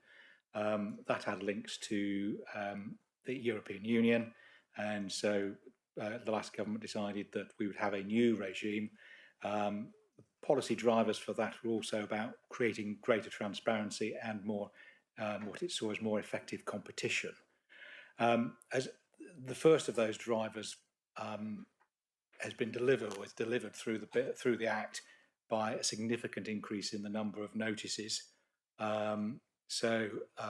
More publicity, more requirements to publish notices and provide information to suppliers and the public as to what is happening, not just in the procurement of the actual contract or the award of the contract, but also in terms of contract management. So if we ever have disputes like we had 12, 18 months ago, there will be a lot more publicity about what was happening. And I'll reserve my comments on as to that, how that might have played out. The other thing that is significant, I think, is there are changes in terminology, not necessarily in substance, but changes in terminology. And some things are called have the same name, but mean something different under the new regime. But as I say, the more detail is set out in Appendix A. In terms of the draft contract procedure rules themselves, they're set out in Appendix B. The approach that I took, and it's the same approach I took with the previous procedure rules, was to focus on below threshold contracts, because simply the legislation was heavily prescriptive in terms of above threshold contracts. To a large extent, that is the case here. So we focused on the below threshold contracts. There are changes in terminology to reflect the Procurement Act. Another change is the change to how contracts are calculated. The value of contract is calculated. Again, that's to reflect the 23 Act. And probably the most significant change is the removal of the requirement for tenders between £100,000 and below threshold. That's because the Act now prohibits contracting authorities from having a process for below threshold contracts that involves the selection of suppliers to bid. So you can't have an interim process between advert and award that effectively selects those suppliers who will be invited to bid based on their financial or legal standing, or indeed their suitability, which means that the process effectively becomes an open tender, which means you have to consider every tender that's submitted, and you may indeed ending up with awarding a contractor to somebody who is not suitable. The other thing, I think, removing, apart from overcoming that hurdle, one of the reasons for removing tenders is that which is explained in paragraph 3.3 of the report. It does allow more flexibility in terms of how you award below threshold contracts, so that you're able to target specific local businesses or small or medium enterprises, and that, I think, is consistent with the objectives of the council plan and the priorities that are set out therein. One further thing I would add, that following the chairman's briefing earlier this week, I agreed that that we would add in Contract Procedure Rule 2.3A3, where we're talking about exemptions, that we'd add the words by the procurement officer, chief internal auditor, section 151 officer, and monitoring officer after the word approved. That's to indicate the officers who have the ability collectively to approve an exemption to the rules. Chairman, I think that's it. Yeah, thank you very, very much, David. So, and I also appreciate you taking on board my suggestion. I mean, to just explain it a little bit further, really what I was trying to understand is who can make decisions to change or from these rules, and the provisions were a little bit unclear. So what you've now added is specifically who needs to be in the room to decide that exemption, and I'm absolutely fine with that. So I think that is helpful. Thank you. And also, I do have a question, but I'll throw it open to other members before I go to mine. Councillor Rake. Thank you, Chair. Thank you, Mr. Fairburn, for that summary. Just looking at point 2 there, before the overview and scrutiny committee creaks into action on that, within the scope of the new Act, is there a good legal pathway to developing a sustainable procurement strategy? Whether there's nothing specifically, but what I would say is that the procurement strategy would guide your decisions on procurement. So I suppose the Act allows you a degree of flexibility, so your strategy will show how you will exercise that flexibility. So I think the two tie up. I mean, the rules are all about the process. The strategy is about who and what. Yeah, thank you, David. Yeah, any others? Yeah, Councillor Dennis. Thank you. And just once again, with regards to point 2, being a member of the Overview and Scrutiny Committee, it's always helpful if someone comes and makes a representation for what it is that we're being asked to do. So I just wonder if we can specify that at this point so it doesn't get lost in between the two committees. Yeah, I think it's an interesting point. I mean, I'm not quite sure whether this committee has ever asked Overview and Scrutiny to do something before. I'm honestly not quite sure where this recommendation came from, because do they have the authority to ask us to do stuff? Are we sort of handing work backwards and forwards? I don't totally understand the protocol here. I would have thought it'd be up to the executive to ask Overview and Scrutiny to do this, but I'm very happy to take advice. Also, on a slightly different but similar point, do we have in place a way of, I think what you explained, David, it seemed to me that the new wording allows us to award contracts more to local suppliers and local firms, which obviously is a very sensible sort of objective for this council to grow its local economy and to improve business health and so on. So it's good there's a mechanism for that, but do we also need a policy or strategy on that to allow it to be put in place? And if so, how's that going to be developed? That second recommendation is the means by which that strategy is developed. It's part of your procurement strategy. So when you're saying sustainable procurement strategy, it also is implying that this is economically sustainable for local firms, not just in terms of the environment or carbon emissions. That's correct, yes. Okay, that I hadn't understood. All right, thank you. I wonder if we might want to change the wording a little bit to clarify that. I don't know, but Drew, you've got some insight, perhaps. Yes, Chair, thank you. We've got a sustainable procurement policy as it stands, which gives extra weight to certain factors in terms of the tendering process and the procurement process. This is really a question of enhancing that to reflect the council's ambitions as they stand now. So I think just talking about Scope 3 emissions is probably limiting the potential for that procurement strategy, which will also look at social value and other factors. So that will be the sort of the ethos behind how we will procure. Going back to a couple of the other questions there about the authority of this committee to do so, it's absolutely fine for this committee to request and recommend that ONS carry out the work. ONS function is around policy development, which is essentially developing the procurement strategy is. And my suggestion would be that we send a proposal as the outcome of this meeting to that committee, and then nominate. I mean, it would be no problem for members of this committee to also be part of that task and finish group in the future, should members have a particular skill set or desire to be involved with that particular piece of work. Okay, thank you very much, Drew. All right, and what about the question of what we really mean by sustainable procurement strategy, and whether that includes the economic angle, because or local business angle? Councillor Ray.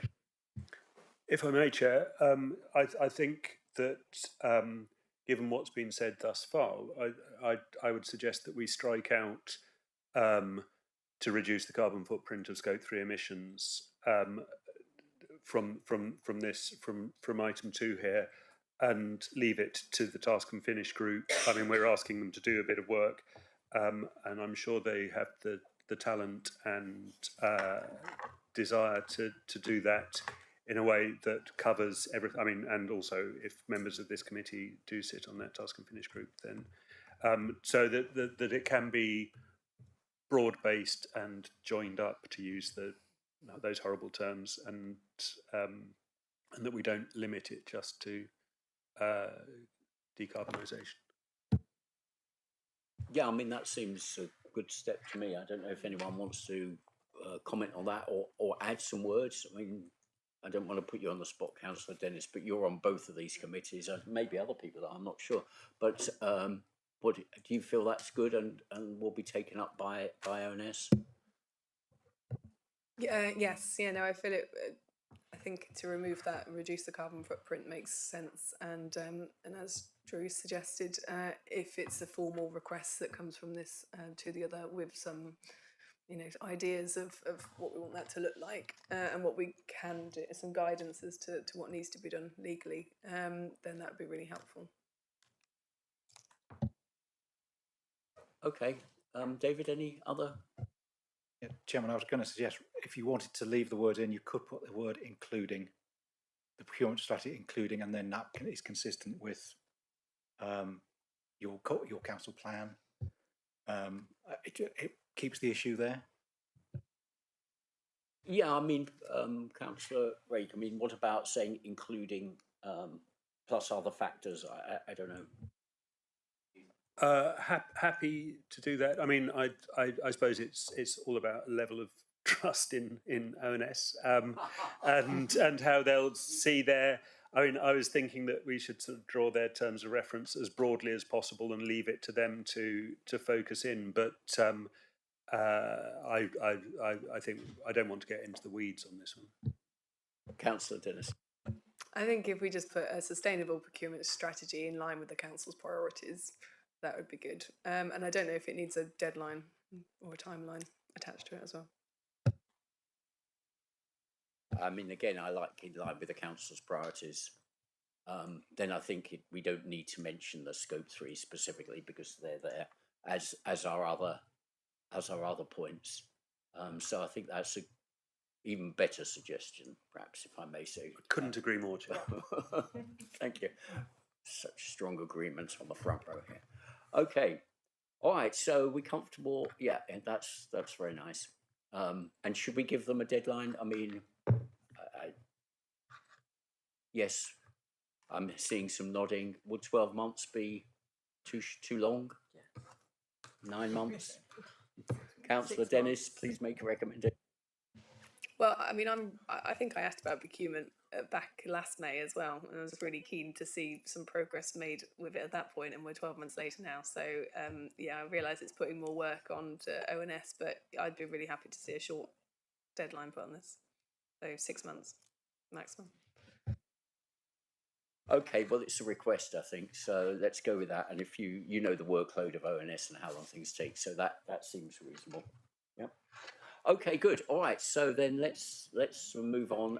Let's move these recommendations, and the committee recommends the council to agree the draft procedure rules and the amendment accordingly. And the committee makes a recommendation for ONS to set up task and finish group, etc., as per the motion on the screen. All those in favour of that? Excellent. Thank you very much. Brilliant. Okay, thank you. Let's try and get it right now. Counts item 11, Annual Treasury Management Report for 2023-24.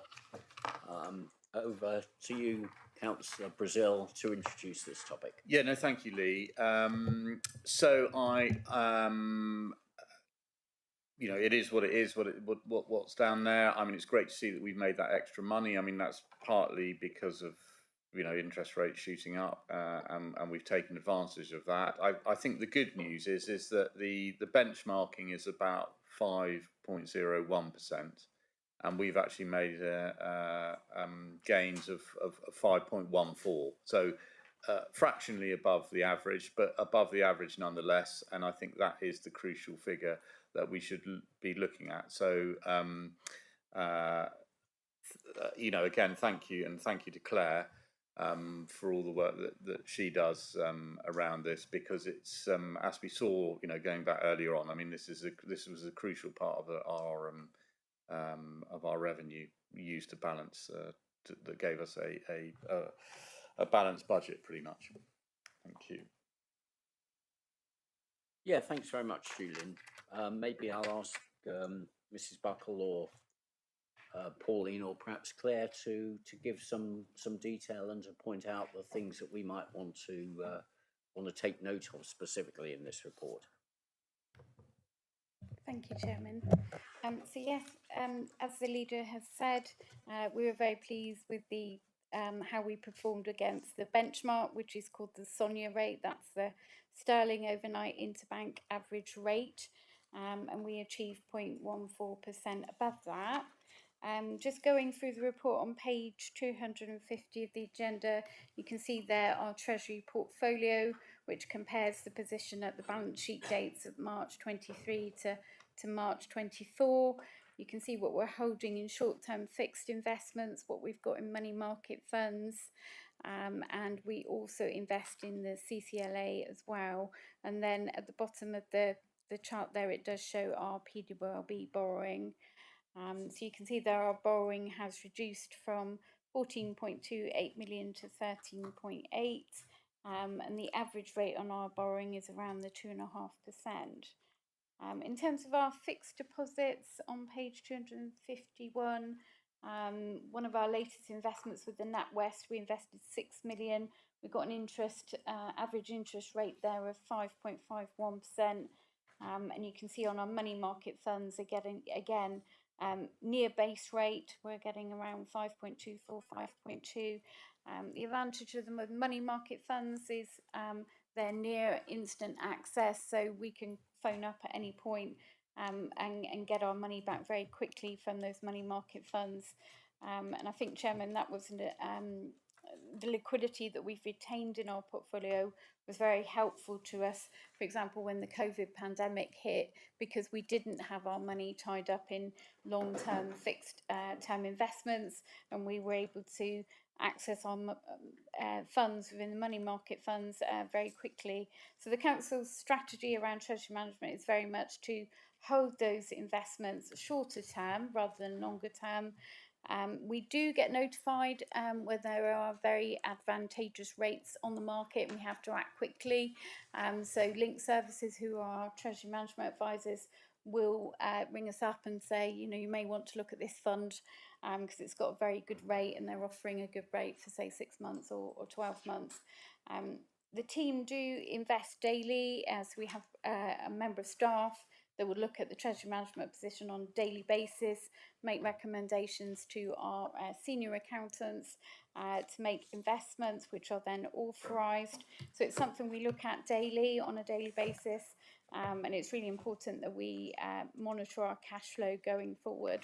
I mean, the pages there on 254, it just sets out obviously forecast interest rates. So that's one of the services we get from Link Services. They do give us estimates of what they think is going to happen to bank base rate, what they think is going to happen to PWLB borrowing rates. So again, those are available on a weekly basis to us as a team. So that's very helpful. In Appendix B, so part of the recommendations is members are recommended to agree the calculation of the prudential and treasury management indicators. Those are set out in Appendix B. So that will look at things like our capital expenditure, what we were estimating, what our actual expenditure was. And I think in the accounts we gave a list of where the council has spent funds and also how we financed it as well. So on page 263 there, you can see that just under 5 million of our capital expenditure was financed from external grants.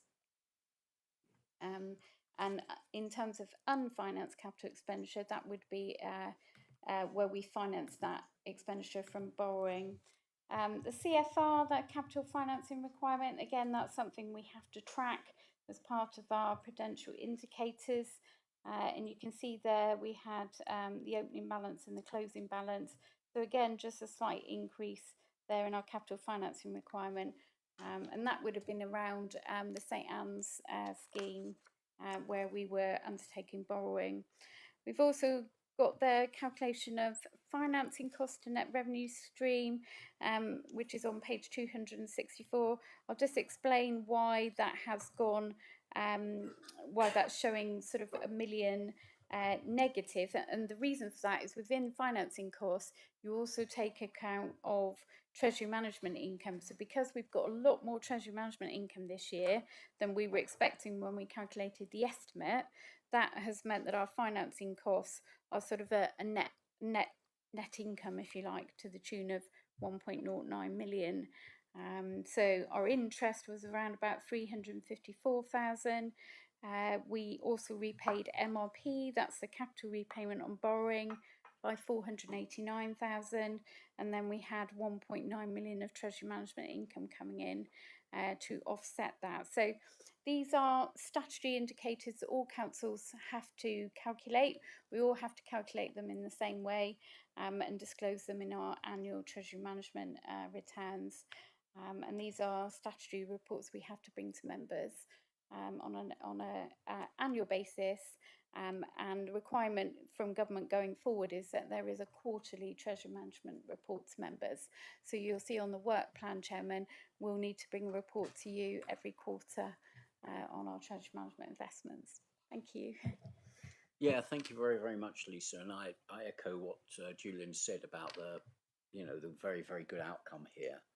So thanks to you and the team, and I think Claire, who's done a lot of work behind the scenes. So you know, last year or previous year, I think we were very close to the benchmark, the Sonia benchmark. I mean, we've exceeded it now. So whatever we did, you know, we seem to be getting even better. So fantastic stuff.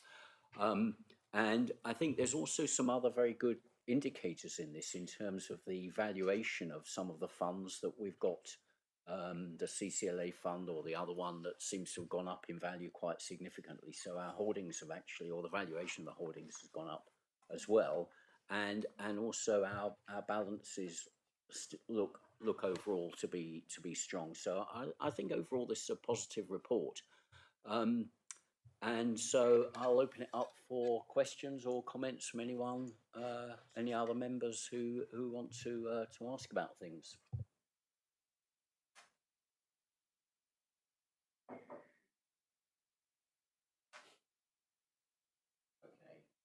let's see what we've got. There's a few things.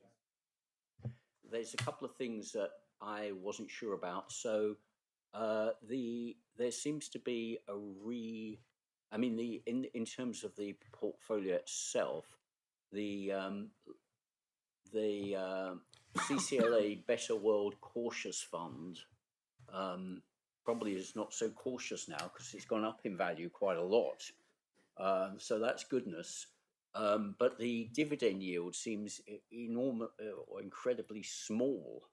And is that an important factor for us? Do we care about that, or is this figure seems to be quoting 0.298%, which is pretty low? I don't really understand that. Can you comment on that, please? Yes, thank you, Chairman. Yes, that 0.298% was the yield just for the month of March 24. So apologies, we should have made that clearer that that's just for 1 month. What CCLA have said is because this Better World Cautious Fund is a new fund, they can't give us an actual comparator to the 3.02% that yield that was achieved on the previous diff fund in March 23. So we just put sort of 3 little asterisks there to say that we can't give an actual comparative rate because they're saying those average rate is not available as the funds are held in different tax vehicles. But what they did provide us with was the actual investment yield for the month of March. But yeah, in the audited accounts, we'll add some words in there to say that that's the March 24 yield. So, for example, if that were to happen every month, then it would be over 3% that we're achieving on that Better World Cautious Fund from the CCLA. And it, as you say, Chairman, it's very pleasing that the valuation of that has gone back up to 1.94 million. The council's got £2 million nominal funds invested with the CCLA in what was the diff fund. We were concerned in March 23 when that valuation had dropped to 1.3 million. Myself and the team had a meeting with CCLA to say, we wanted assurances that that was just a temporary blip. These are long-term strategic investments for the council, so we're not intending to take our money out of CCLA, and the hope is that that will continue to increase in valuation. As I say, we've got 2 million nominal funds invested with that Better World Cautious Fund, so it's good to see that that's gone back up to 1.94 million. Okay, thanks, Lisa. But I'm also, and that was helpful. But I'm also keen to know: is this invested differently now by CCLA, or do we need to care about that, or is it just a renaming of the fund? Have they changed their investment strategy, and is that important if they have? Yes, thank you, Chairman. Again, they are available to come and speak to the committee if we wanted to, have a presentation from them, particularly around the Better World Cautious Fund. It is a new name. I think they are investing slightly differently. They're certainly trying to meet those environmental, social and governance objectives. So they're very much looking at where they're investing, not investing in fossil fuels, for example, and whether that's had an impact on yields and valuations. But it is something that all of the investors in the CCLA, are asking them to consider. So they've taken that into account, which is why they've renamed it, I think, the Better World Cautious Fund. Thank you. Okay, thank you, Lisa. And again, I'll open this to the committee. Oh, I'm sorry, Councillor Dennis.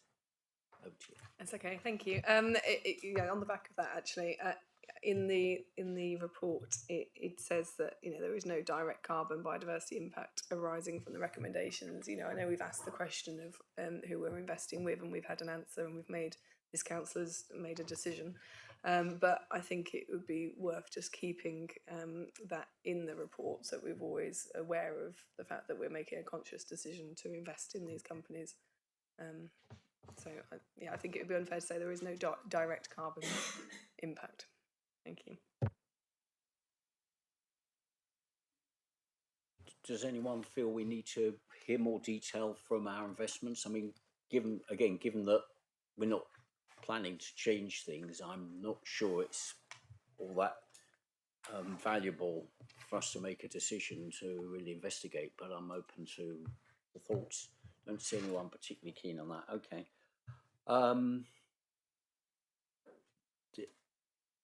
What about the borrowing side of things? Any questions on? Sorry.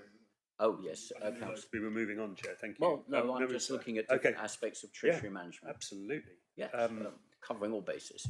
Just for my understanding, 5.3 says that the yield curve was upward sloping throughout 23-24.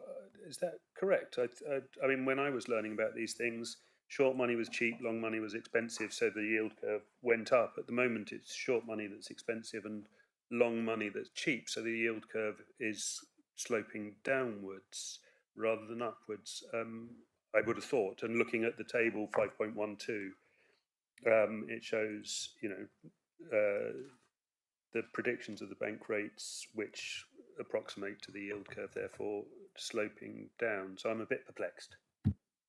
Quite a technical question here, but it's good that we've got the skills within audit governance to ask these things. That is standard wording that we get from link services from their template. So I'm assuming they have got it correct, but we can ask them that question, Councillor Rake. Yeah, as I say, that the reports that we get from link services and part of the service that the council's paying for is for them to provide us with a template for our treasury management reports to members. So that's the wording that they've given us to include. But I can double check that with them. I did assume that they were sort of pointing to the fact that base rates has increased and therefore yields had increased. But yeah, I will check that with them. Thank you. Thanks. Councillor Rake, any other points at all? Sorry, I wasn't sure if you wanted to go on to the investment side of it. No, other than to say that I concur with Councillor Dennis. I know all this agreement is going to kind of get tiresome after a while, but happy to agree with Councillor Dennis for the time being that we do need to keep go away. We do need to keep an eye on the carbon impacts and possibilities for more sustainable, greener investment. Okay, thank you. Good that there's agreements, but do we need to do anything different in the short term? Are you suggesting any change either, or are we just happy as we go at the minute?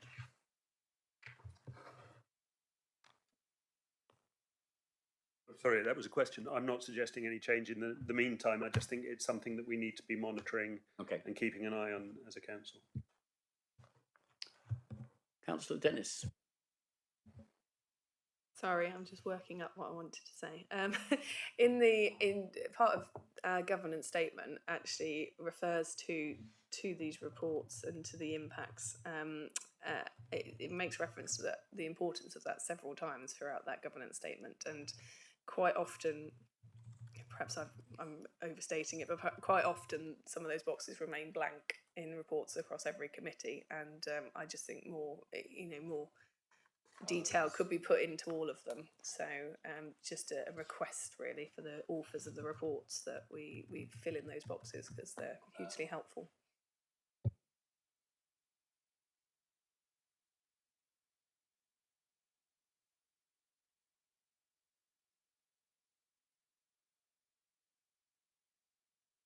Yeah, I think you're referring to the box on the template on the introductory section of each motion, each topic.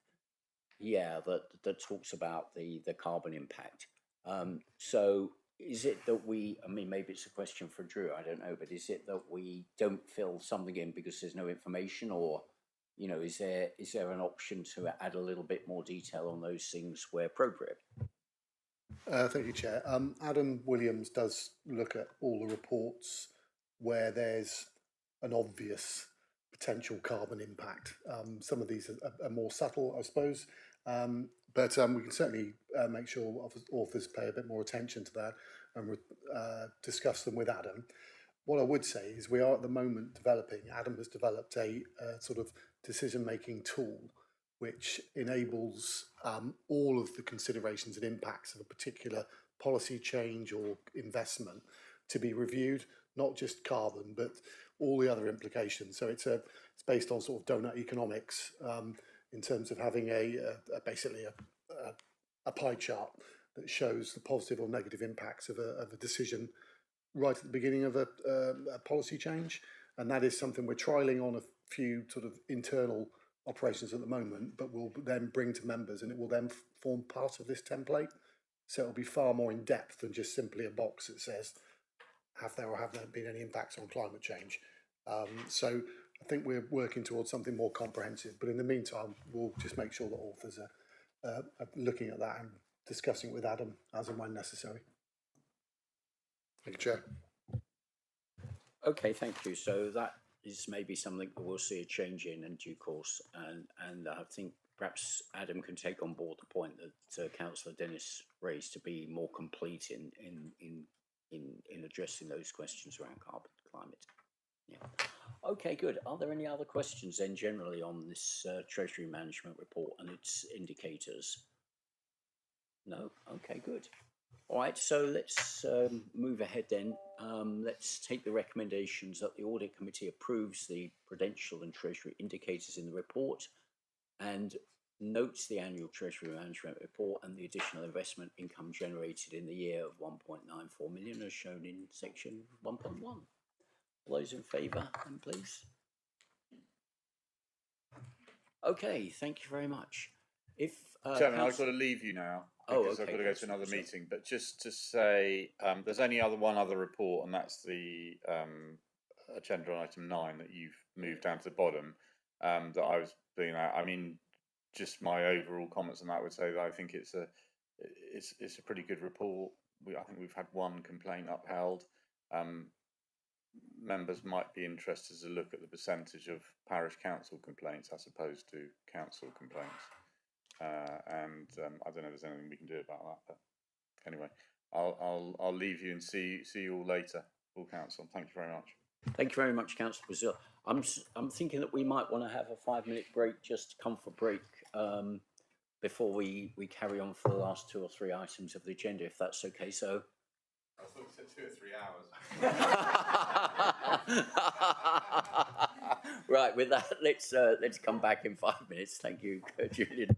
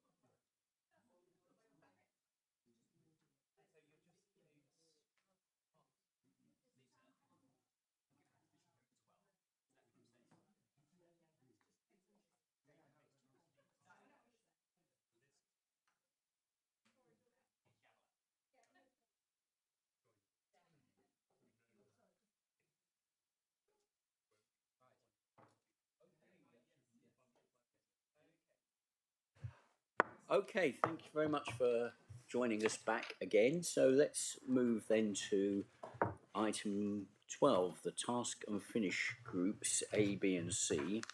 And we're going to start by looking at the report from St Anne's Chapel task and finish group. So thank you very much, David, for leading this group. And maybe I can hand over to you for introducing it and the recommendations.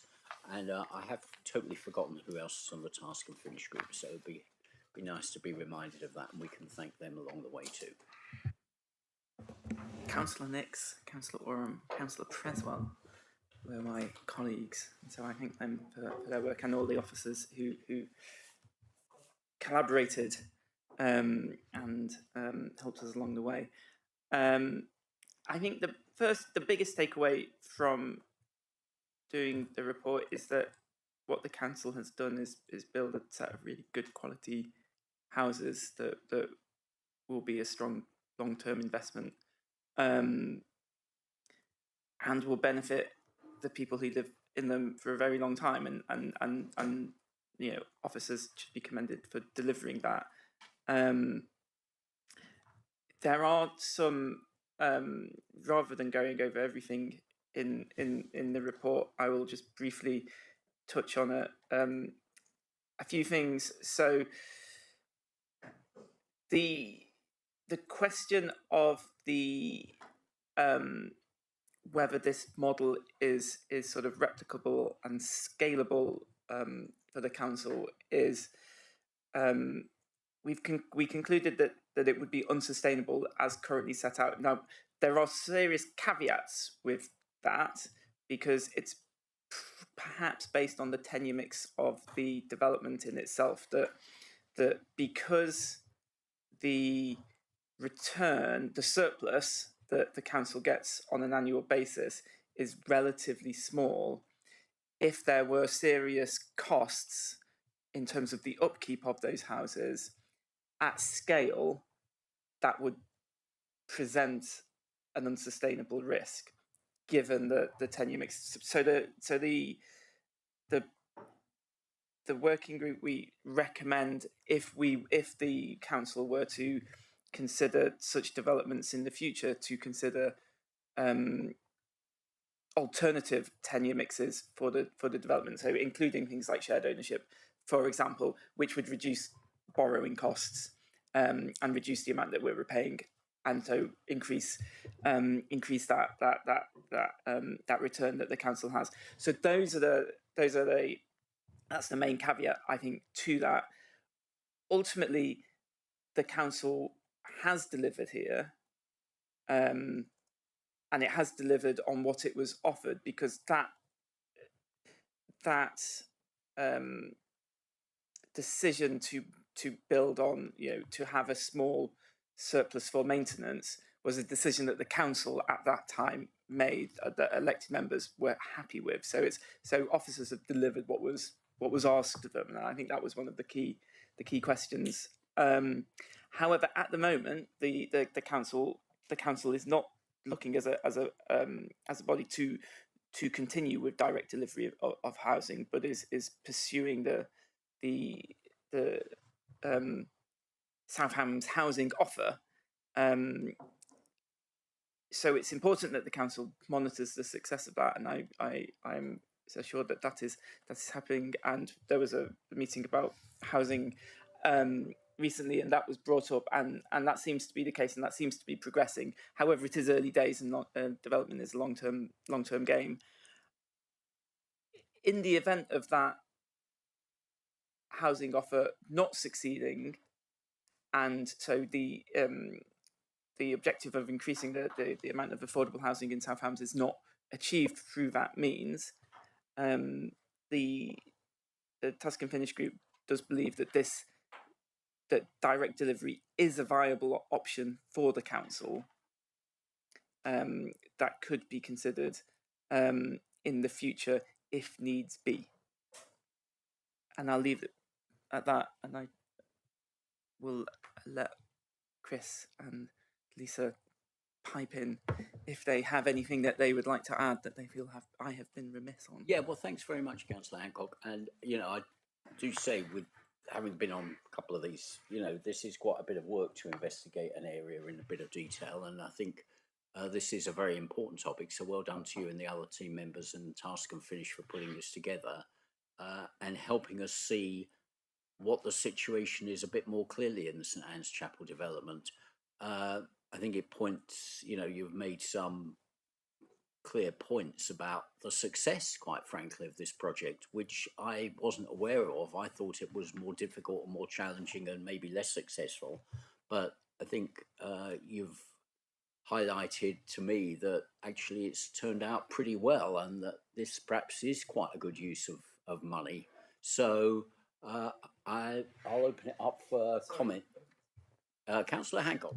Sorry, just to add, I was remiss because I should mention the question of the road, which councillors may have seen on the BBC. So as I understand, so there was an issue wherein the road was not finished to a suitable standard, and so was not accepted by DCC, and so people could not move in.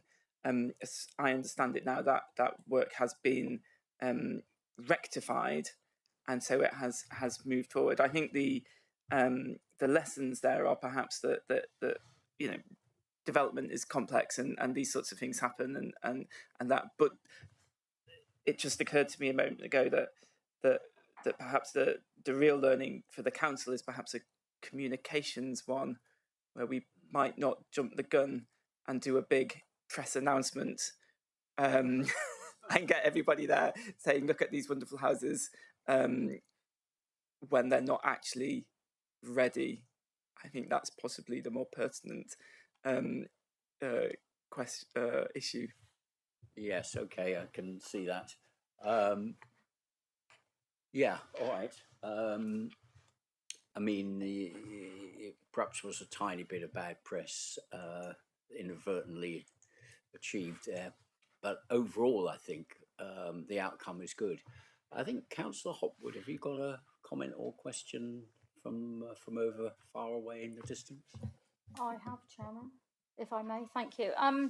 Interestingly, the St Anne's. Sorry, I have indeed.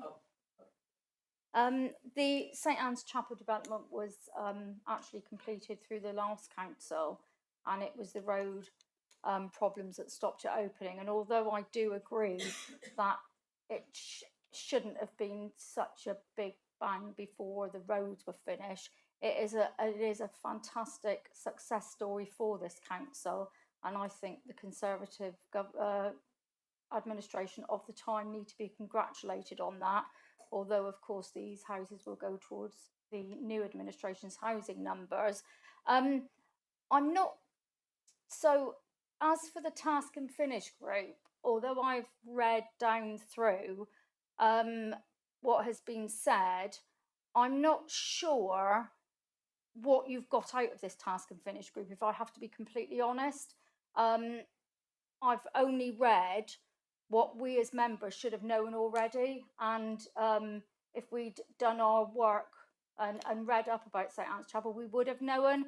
And it's again, what is the purpose of Task and Finish groups, and what are you going to do with the information within here? Because I can't see, apart from the learning about no big bang till the actual whole thing is signed off, which I completely agree with. I don't think you needed a Task and Finish group to come to that conclusion, and I don't think you needed a Task and Finish group to come to the conclusion that there needed to be better communication. And I'm always wary of what officer time is taken up in these Task and Finish groups. And just one last thing, if I may, St Anne's Chapel, as you've acknowledged, is a success.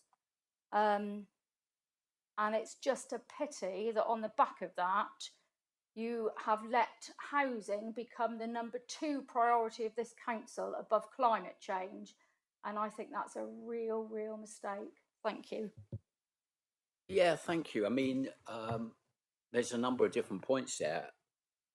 I can't answer the last one about the priority of the council, but in terms of what we get from Task and Finish, I think a better understanding of whether things are working or have worked or not is very important for us to consider. And you know, maybe it's because a lot of us are new, we haven't seen the detail, but also I think we needed to wait until the actual project was finished before we can fairly evaluate, is this a good model or not?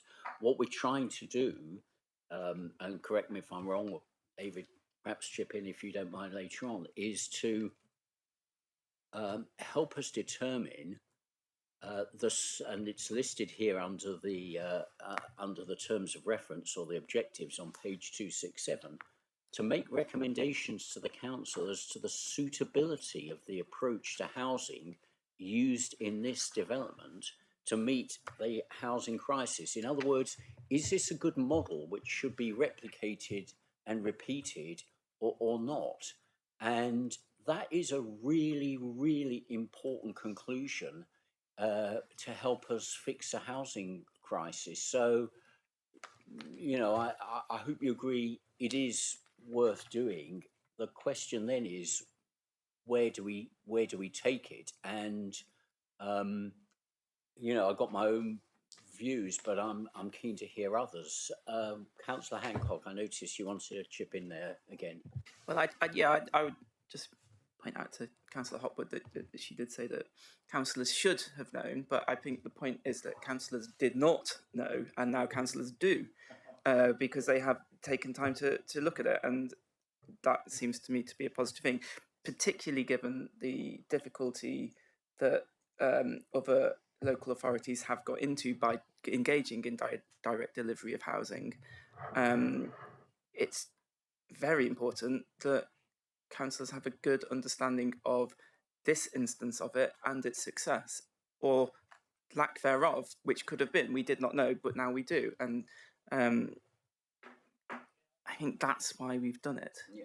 And I think also I do take on board the point that this was put together in the previous administration, and, you know, us newbies shouldn't be doubtful about what was done in the past. We should give credit. And I think, as I said, I was slightly doubtful because I didn't know the detail. Now I do know a bit more of the detail. I'm a bit more positive, well, quite positive actually, about the approach taken. So, you know, maybe that learning is good for us as well. Councillor Rake. Thank you, Chair. Well, I think obviously it's all about learning. And apart from the question of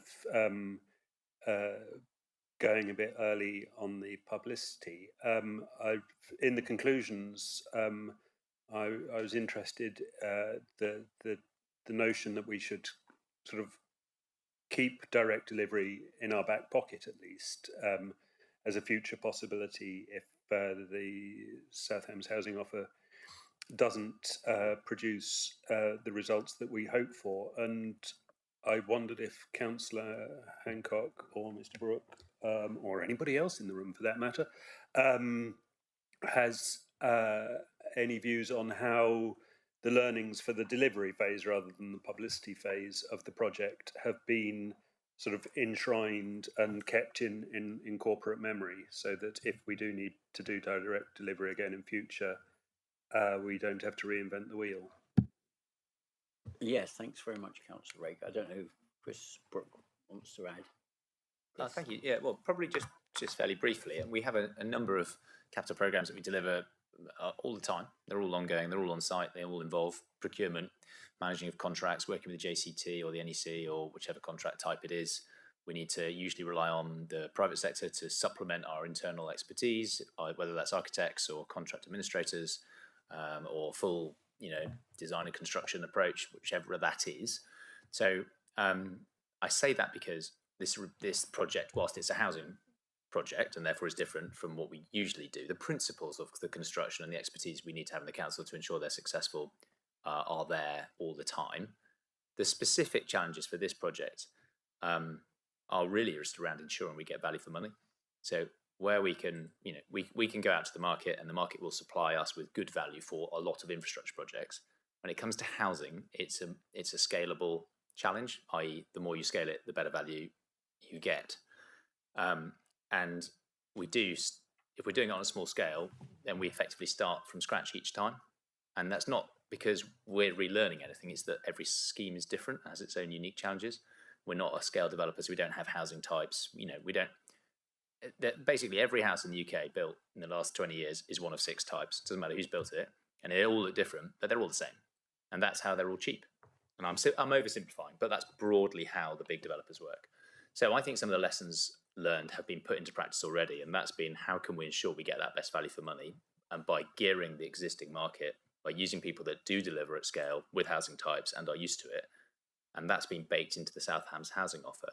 Now, if we were going to be going down a direct delivery route in the future, if the council decided that was how it wanted to do, if that was one arm to its delivery strand, I would want to bake that element, that's the really critical learning, into that approach. So take the partnership with the RPs, who are they are broadly the right people, I think, for us to be having these conversations with, because they're aligned to our kind of mission, and work with them, rather than perhaps just being entirely independent, whereby you go down the road of buying the land, designing the scheme, taking it through planning, having a brand you can, just being the client and commissioning builders to build what you want. And as a result of that, by the way, we've got absolutely phenomenal standard housing on that site. I mean, it's smashed it out of the park in compared to what you would get through any other delivery. So we've got excellent standards, but it has come at a cost. So everything's a compromise. But I think that your point about lessons learned is really valid, and that, for me, that's the big one. And we would bake that in for sure if we did it again. Hope that's helpful. Yeah, thank you, Chris. And I think, again, it points to not only having learned some of the lessons, but there being future lessons that we may want to apply to other projects in different ways. Okay, thank you, Chris. Any other comments on this, Councillor? Thank you, Chairman. There's a couple of points here that needs reiterating, I think. One of which I don't think anyone is denying that the previous administration did a bang-up job with this particular scheme, and credit where credit's due. Is it a success? Yes, it is. Is it scalable in the terms of being able to fix the housing crisis in the South Hams? I think not. So, we've got to look at it through that particular lens. One of the biggest problems with this type of model, if you're trying to scale it up, is the amount of upfront capital that's needed in order to make this kind of scheme work, which isn't sustainable from a council of our size. So unless we've got outside investment or any particular help with it, it's not, as I said, a scalable model that could be successful in the long term. So yeah, I take Councillor Hopwood's points, and she knows very well my opinions on housing in the South Hams, and that we need to do more and quickly. But yeah, fair enough. The Conservative administration did a good job with this, and it is branded a success in terms of its frame of reference. But from what we're talking about as the bigger picture with this new administration, it's not going to help us in the long run. Thank you, Councillor Oram. Any more? I mean, I take on board some of the points, and my comment back or question maybe on this is the conclusion maybe written in a slightly more negative way than the sentiment we want. I mean, as an example, I look at 4.8, which basically says this group concludes that this particular model is not scalable and would represent an unsustainable risk to the council. I mean, you four did the project. It seems to me that's not exactly consistent with some of the other findings. I think I might just feel that this is not that we might want to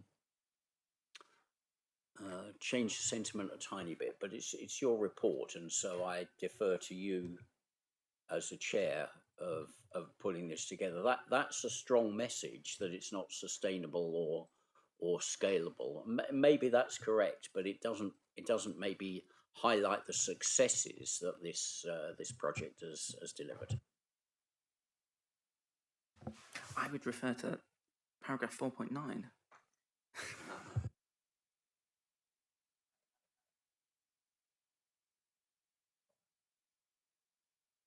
Okay, good point.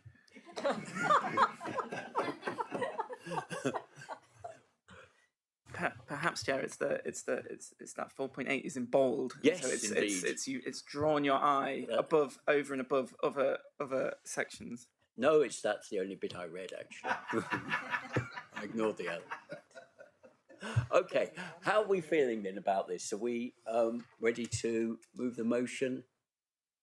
Councillor Rake has got an internal discussion there. Oh, that's a very good point. Sorry, just to prove that I did read slightly more than you, Chair. I've just pointed out to Councillor Hancock that there's a typo in 4.10, and it should read as it would contradict rather than contract.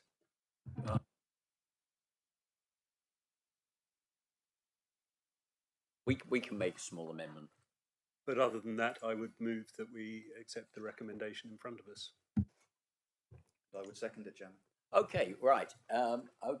Let's move the motion then that the council, that the Audit and Governance Committee endorse the report and conclusions from St Anne's Chapel Task and Finish Group and the recommendations contained therein. All those in favour?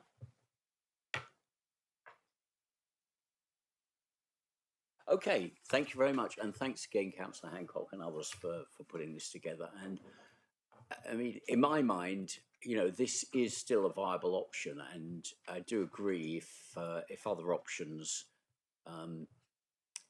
don't come to fruition as well as and as fast or as effectively as we hope, then perhaps we will go back to this different model in this more direct model in the future, having taken on board some of the lessons that Chris outlined. Thank you.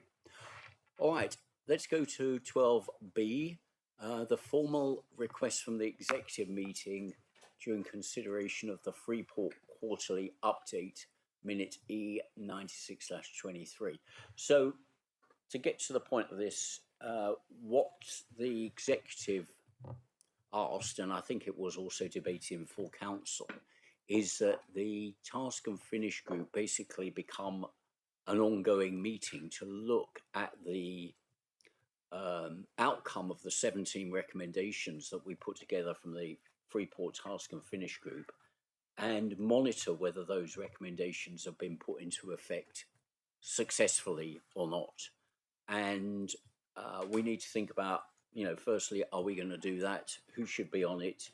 And then constitute that task and finish group in an ongoing way. I expect it's more task group that doesn't necessarily have a finish time. Yes, a working group, indeed. Thank you. A working group, yes. That's it. So to monitor the implementation. So are there any comments or questions on this, Councillor? I think, given the importance of the Freeport, both to the finances of the council and the reputation of it, and the keen interest that many members of the public have in the activities of the Freeport in the widest sense, I think this is a good idea. Okay, thank you. Any others? Yeah, Councillor Nix. Speaking as one of the ward members that this is going to affect, I think it is a good idea because it's going to hopefully support the finances of not only the district council but of the local communities and the economic development of the area as well. Yep, thank you. How about any other comments? How about Councillor Hopwood, thank you. Thank you. I would really urge you to set up a working group. This is one group that I do think is really necessary because you had so many recommendations. It needs to be kept an eye on, and it is. I know we've had working groups in other subject areas in the past, and they are really needed for something like that. But can you please make sure that when you set your membership of it, that it is district folk? It's not just all from what members from one part of the district, that they come from all parts of the district, so that they've got it's not just those with an interest or that's in their wards or where biggest noise is coming from, but it is from within the district as a whole. And I would hope you keep this going for quite a while, because it really does need to be. I have no issues with it being a success. I think it will be a success, but I think as a council we do need to keep an eye on it. And as an exec member and being one of those who asked you to consider it, I'm just endorsing what we said at the exec. It's really important that it's monitored, and I think it's best placed to be monitored with A&G. Thank you very much, Councillor Hopwood. Okay, yes, okay. Chair, just to let you know that Freeport was in the audit plan, and Julie, one of our auditors, has actually conducted a piece of work on that. Part of that work was to look at those 17 recommendations and see what progress had been made. Now, I've seen Julie's draft report, and in that we're giving substantial assurance around the risk that the council's open to, and we feel that it's well controlled. And also that, in her words, that you obviously made a number of the Task and Finish group made a number of recommendations, 17, and that she's examined progress and found that many had been addressed by the existing governance arrangements of the Freeport, and the majority of the others have been actioned. Just so that you know that piece of work has been done, but we're willing to obviously feed into any Task and Finish group. And of course, it does need to be continually monitored because things change. But essentially, we feel that South Ham's interests are being protected and being seen. And in addition, I'm also doing a piece of work for Plymouth City Council as the accountable body, looking at the Freeport company to make sure it's been set up properly and how it operates in its governance as well. So that will give you additional assurance. Dominic, thank you. That's very good to know and very positive, actually, and probably makes our job easier. I don't know that it takes the role away totally, but Councillor Hopwood, don't go just yet. Yeah, can I just suggest on the back of that you make an amendment to that recommendation, and instead of it concentrating just on the 17 recommendations which Dominic has looked at, that you make it to just a working group just to continually monitor the Freeport. So, and then you could include those 17 recommendations within your continual monitoring. So not specifically to just monitor the 17 recommendations, but to monitor the whole thing moving forward.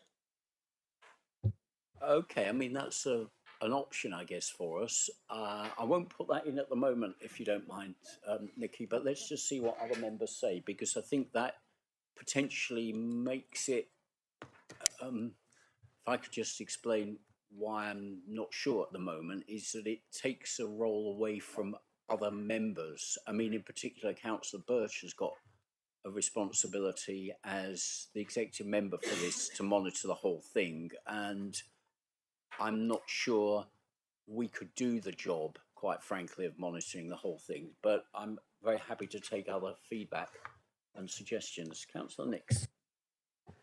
Yeah, I think it would be quite a big undertaking. However, I can see why other things going on in the Freeport discussions would come into the discussions around the 17 recommendations as well. So it might be something that that you don't want to stop those discussions going on just because they're not within the 17 recommendations. Councillor, thank you. Yeah, good point. Councillor Hancock. Perhaps rather than amending the motion to say the report, we could add something like monitor the implementation of the 17 recommendation, blah blah blah blah blah, and other, I don't know, other stuff, for want of a better word. if you can think of something more eloquent. We need legal advice to turn the phrase "other stuff" into other pertinent matters, perhaps. Yeah, Councillor Orme. Thank you, Chairman. I was going to suggest that perhaps to monitor matters including but not limited to the implementation of the 17 recommendations, which gives us a little bit of extra bandwidth, but it doesn't exactly overstretch our particular role. I think that would probably placate Councillor Hopwood. She's nodding. Yeah, that's good. Perfect. And I did have something to add to that, Chairman. that I think that either Councillor Nix, Councillor Carson would be a great addition to this particular task and finish group. Maybe, yeah, I've beaten you to it apparently, and I also think it would be pertinent to have one of the members from the Green Party who were very keen to voice their views on the 17 recommendations when they came to council. So I think it would be remiss of us not to include them. Yeah, I think, yeah, thank you, Councillor. I think we could just say after 17 recommendations, could we just put another related matters? You know, I think we should keep the consideration related to the 17 recommendations, which include risk, which include finance, which include governance, but they're not the whole shooting match. David? Yeah, Chairman, I'm just wondering about how effectively you're writing the working group an open checkbook or an open, giving them open season. Is that the intention? Because that seems to me to be stretching the remit of the working group beyond that which was intended. Yeah, possibly, but I do take on board the point that, you know, things may change, and so related matters, is that not reasonable given the circumstances, or is that too broad? Who determines what's related? What one can probably join a line with pretty much anything. What I would suggest is that if the working group felt that something had changed, then it would be appropriate for it to come back to this committee to ask for its terms of reference to be either extended or changed to reflect the change in circumstances. Yeah, fair point. I mean, we did have an initial terms of reference for the task and finish group, which basically looked at 4 things. It looked at risk, it looked at finances, the income, it looked at the benefits case, and it looked at the overall governance. So I think by implication, I mean, yes, again, you could say that's quite broad, but that would be, you know, it's broad remit, perhaps. Are you saying you're not comfortable with and related matters? I mean, we take your advice. Yes, Chairman. I think it's fair to say I'm feeling slightly nervous. Right. Okay. Too broad. Yeah, Councillor Rick. I mean, although I think this is a good idea, it also, we've heard that the sort of Freeport monitoring and governance is multi-layered. I mean, it has its own governance structures. It's being looked at by the other stakeholder councils. It's been looked at through our internal audit. So, I mean, I think that actually looking at it through the lens of the recommendations makes sense. But I think we need to be aware that this working group will sort of be part of a wider ecology of oversight of the Freeport. David? Thank you, Chairman. Just following a discussion with Mr. Powell, as this was an executive or request, perhaps the wording should be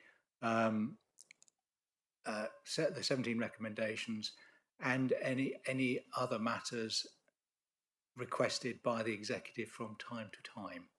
So should the circumstances change, it'll be open for the working group to approach the executive and ask whether the executive wants that matter included in the terms of reference.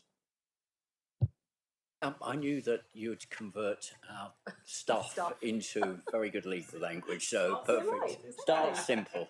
We just call it stuff from now on, and thank you very much, David. I like that. Right, Nikki, you're happy with that, right? All right, good. Okay, so thank you. Let's just agree the motion and then decide who we might want to be on it from this group and not. So all those in favour of... yes, Councillor Ring. Sorry. Can the text in red? It seems to be in the wrong place. Can it go at the end of the paragraph? Because all the there. Thank you. Yeah. Okay. Good. Good to read the motion. Right. So we continue. The Audit and Governance Committee continuing its monitoring role, and I think we can also take out the word "be encouraged" because we will set up. And and set up. Can we take out the word "and be encouraged"? I mean, we are setting up. Set up a working group at its next scheduled meeting to monitor the implementation of 17 recommendations that were generated, blah, blah, blah, and supported by the full council, and any other matters as requested by the executive. Yep. Simon? Well, I don't want to be picky, but this is no longer item B on the screen now. Yes. We're considering the following formal request, and then the text below is no longer the formal request that was issued by the executive. So if we just made this the motion that the audit and governance continue its and skip the bit above, get rid of B through to yeah. If you see what I mean, Chair. Yes, I do. So basically, we're deleting the B and we're just resolving under everything under. We're approving or resolving or agreeing everything from 3 onwards. Okay, thank you. That's okay, is it? Okay, I hope, David. Trying to read it through and just thinking that you probably don't need to say that the Audit and Governance Committee is just basically that it be agreed that the working group continues to monitor the implementation of the 17 recommendations that were generated by the Freeport Task and Finish Group and were ultimately supported by the Council, and any other matters as requested by the Executive from time to time. Yes, so delete it from there.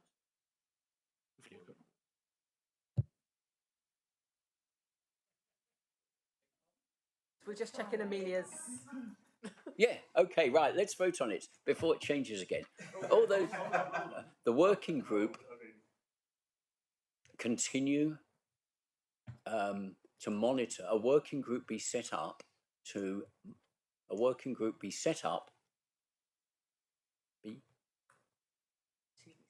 be set up to monitor, and then the implementation. You can delete the rest. Never put a motion together by committee. Yeah. That's a working group. Right. To set up, to monitor the implementation. I think we need the word implementation back again, please, because we're monitoring the implementation of the second 17 recommendations. Brilliant. A working group be set up to monitor the implementation of the 17 recommendations that were generated by the blah, blah, blah, and any other matters requested by the executive. Right, good. All those in favour, quickly. Okay, thank you.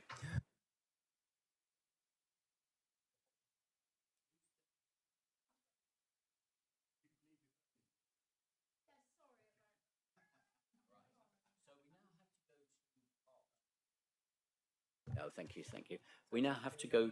We need to set up a working group. Oh yes, we need to set up. So keen to get on. Right, and let's start by so checking. We can have people who are not on task and finish in the working group, can't we, Drew? Would that be appropriate? Yes, Chair. I think it's. I mean, I will look over to Mr. Fairbairn in case I get this wrong, but I believe it is okay for other members of committees to be available on there. I think on this occasion, yes, you can, Chairman. Thank you. Okay, well that's helpful, but I mean, my view is that it will be easier and comfortable if people from the previous task and finish group had the first option to be involved if they wanted to. Although, you know, I don't want to limit. So let's see who might be interested in doing this. Let's put it that way. Oh, quite a lot. Oh, so we've got 1, 2, 3, 4, 5, 6 of us. Simon's not so sure. Right. So, Councillor. Sorry, Chair, just to put it out. Yes. I believe Councillor Yardy was also on the original task and finish group, as it was. He may be interested in continuing. Yes. Okay. So, Councillor Nix, do you want to? Your interest. Sorry, if I could just ask you. Your interest is because you're local, obviously. No, well, it is because I'm local, but it's also because I'm very interested in how the money is being spent and just the generation of the economy in the area. Right, right, okay. Okay. Councillor Oram, your interest again, you're fairly local to that spot. But you weren't involved the first time round, but you were. I wasn't involved the first time round. No, I thought I was just a little bit too green as a councillor to jump into such a intense piece of work. But I'd be really keen to be on this particular working group, just so we can hold this particular piece of work to account. Yep. Okay, Councillor Preswell, and you were involved before, obviously. Yes, I was. Yeah. Yeah. Okay. Councillor Rake, you're on the fence. Councillor. I am aware that too many cooks spoil the broth, and I don't want to sort of, be a spare wheel. I do support Councillor Oram's point about inviting perhaps one of the more vocal critics of the Freeport scheme to contribute to the working. Okay. Well, what I would propose then, if other members are okay, is that we have 4 members already. So I will step back. I don't feel I need to be involved with 4 good people already on it. So councillors Nick, Oram, Creswell and Hancock, let's assume you will join this, and then let's ask for 1 or maximum 2 from members who are not here, including Councillor Yardy, to make a maximum of 6, but ideally 5, I think, would be a better number. Councillor Oram, do you feel that's good? Yeah, I'd agree with that. I would like, if this committee agrees, to invite Councillor Carson and perhaps Councillor Allen, whether they would be interested, because I think they would have a particular interest. Yeah, I mean, my view is that we shouldn't be inviting councillors to do this. I think that my preference is that we open it up to everybody. I think that's fairer, and I think then people can represent their own interests in a better way, and then we get people who are committed to getting to the bottom of it and finding answers. David. Chairman, the solution might well simply be that you set your 5 and then say to open it up to other members to say you can come along and attend, and and then they can speak with your permission, rather than making them formal members of the working party. Yeah, I mean, that's a good point, and that's how we did it before as well, by the way. Other members could come along and listen, speak, answer questions, but they weren't part of writing the report. So that is another option. I mean, I'll leave it. Yeah, I think that's probably a good idea. So, if the people you're suggesting want to step forward, that's good. If they don't, I mean, we can't make them. So I would propose that we go with councillors Nix, Oram, Preswell and Hancock from this group, and then invite it open for 1 or 2 more. Would that be okay, or should we limit it to 1? 1 or 2. Okay, fine. Councillor Hancock. I am minded to think that odd numbers are better than even numbers on such groups. So I would say 1, but I would suggest that perhaps Councillor Yardy has first dibs. Yes. Yes, that's a good point. David. Just to say that if you get more than 1 councillor expressing an interest, how do you decide whether or not they get the 1 spot? Okay, let's open it to 1 or 2, and if we get to bum fight later on because they all want to be part of a task and finish group set up by this committee, working group, then we'll solve that problem later. So let's say 1 or 2, including Councillor Yardy. There's a place for him, and there's a place for somebody else if they want it. And if Yardy, yes, I think we just live with 6, and then someone doesn't turn up from time to time, there'll be 5. David. Sorry, Chairman. I think I must respectfully suggest that if you can possibly set the number and indeed the membership, then or provide a mechanism by which the final person can be appointed or agreed, then I think that's okay. I think having open season and then deciding who it is doesn't work. I think you do need to set it. Sorry. Councillor Nix. I would agree with Mr. Fairburn. I think if like Councillor Hancock has suggested, Councillor Yardy, we could offer it to Councillor Yardy to start with, and then if he didn't want to take on that role, we could. Then potentially, given that you haven't got another meeting for some time, rather than refer it back here, then it could well be Mr. Powell in consultation with you as to set the final member. Yeah, I mean, my strong feeling is not to appoint a member. I'd much prefer someone to come forward. So if you think 5 is better, let's say Councillor Yardy has got first option, and if he doesn't take it, then we open it up to the rest of the members. I think that would be fairer. I think that, I mean, excluding executive, I would prefer personally that we don't mandate someone to be on this. So No, we are going to ask. We are going to ask him. we are going to ask Councillor Yardy. Yeah. But if he's say you will. No. David. Yeah, I'm just thinking if he doesn't, or if he doesn't say yes, then you have got a dilemma of how you appoint, and the formal mechanism would be an officer in consultation with the chairman to appoint. Yes, the formal mechanism would be an officer in consultation with me. Perfect, thank you. Right, so we're going to have. So, do we need to vote on that? Do you think? I think we probably should. So, what we're saying is we're going to ask Councillors Nix, Oram, Creswell, Hancock to be 4 on this. Thank you very much for volunteering, and you can. When constituted, they will decide a chair. Councillor Yardy will give him next option. If he wants to do it, great. The limit is 5. If he doesn't want to do it, we'll invite any other member who wants to step forward, and the decision will be made by myself in conjunction with an officer if we get more than one candidate coming forward. Okay, those in favour of that? Fantastic. Good. Sorry. Yes, Councillor Nix. Just before we move on to the next one, I wondered if the assurance report could be made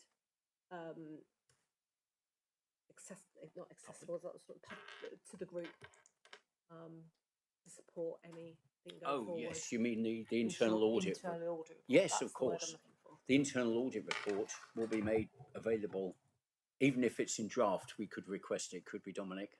Yeah, I'm in the process of reviewing it, and then it will go out to draft. But there are no recommendations on it, so it's a substantial assurance. So it just sets out the work and the findings. So that can be made available. Right, it could be very easy working group, potentially. Okay, thank you very much. Thank you. All right, let's move on then to the next item. So this is part 2 motion. So we need to exclude the public. Do we need to vote to big one? I need to read out the thing. Okay. Yeah, indeed. To consider a verbal update. In accordance with section 100A in brackets 4 of the Local Government Act 1972, the public and press be excluded from the meeting during consideration of the following item of business in order to avoid a likely disclosure to them of exempt information as defined in paragraph 3 of part 1 of the schedule 12A to the Act. All those in favour of that? Sam?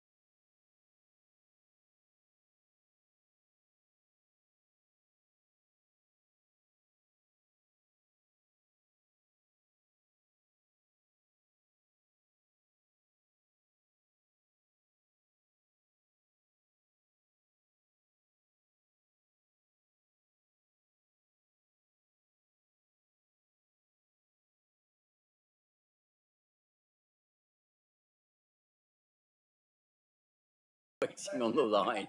Absolutely.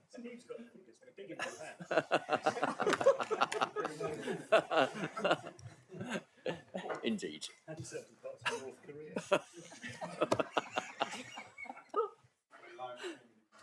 Thank you so much.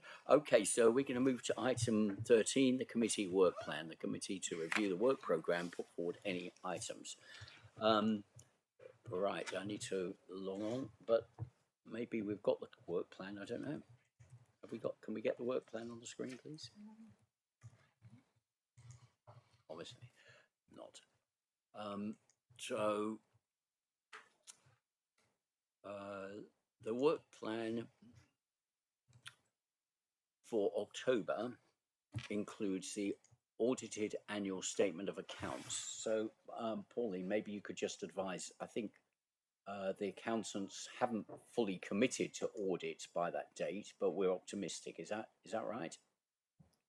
Thank you, Chair. Yes, that is correct. The external audit starts on Monday, so we will wait with bated breath. We have new auditors this year, the Bishop Fleming, previously Grant Thornton. So we're waiting to see what the experience will be like in terms of whether it will be. I'm hoping it'll be a bit more face to face, because in the past with the pandemic, it's been a lot virtual questions. So actually, it's much better if you're in a room together and face to face. So I think that hybrid kind of approach would be helpful for the team. But yes, so we start on Monday, and really we'll just have to wait and see how long it takes. But I think hopefully it will be the October committee meeting. It says there it could be the end of September, but I believe with the amount of work that they will have to get through, it is more likely to be October. But we'll keep members posted. Okay, thank you. The audit opinion, the value for money assessment, the Treasury Management Update Report, investment properties, update on progress of internal audit plan, the SIPFA Financial Code, Self-Assessment Audit and Governance Committee, which is new. I don't think we've done that before, have we? Self-assessment. Annual report of audit and governance, fraud risk assessment, annual fraud report, strategic risk register, external and internal audit tracker, task and finish group, and committee work plan. So again, we've got quite a lot to cover there in October, and I mean, I don't know if got any comments. Yes, Councillor Nix. Just what we've all obviously just agreed a working group that will need feedback into the committee as well. Would that come under the task and finish group updates, or do we need to put a separate thing on the agenda? Yeah, I mean, I think it would come under task and finish group updates. It may be that there's just an interim report, but that, you know, I don't know how long it would take to have a more formal report. That would be an interim. Yeah, if there's a formal report, we can add it on as its own item. But I think it will be tight by then, wouldn't it? Okay. Then, you know, I won't go through all this. You've got it in front of you. But are there any other comments or things that we need to add? Oh, I'm sorry, Councillor Dennis. Thank you, Chair. Just going back to my little bugbear about the implications table not being filled in on our reports. I think there is a consideration of our well-being here, actually. Our well-being. Yeah, that should be filled in. Are we limited to the number of committees we can have, or can we have a September meeting to discuss some of the items on that agenda?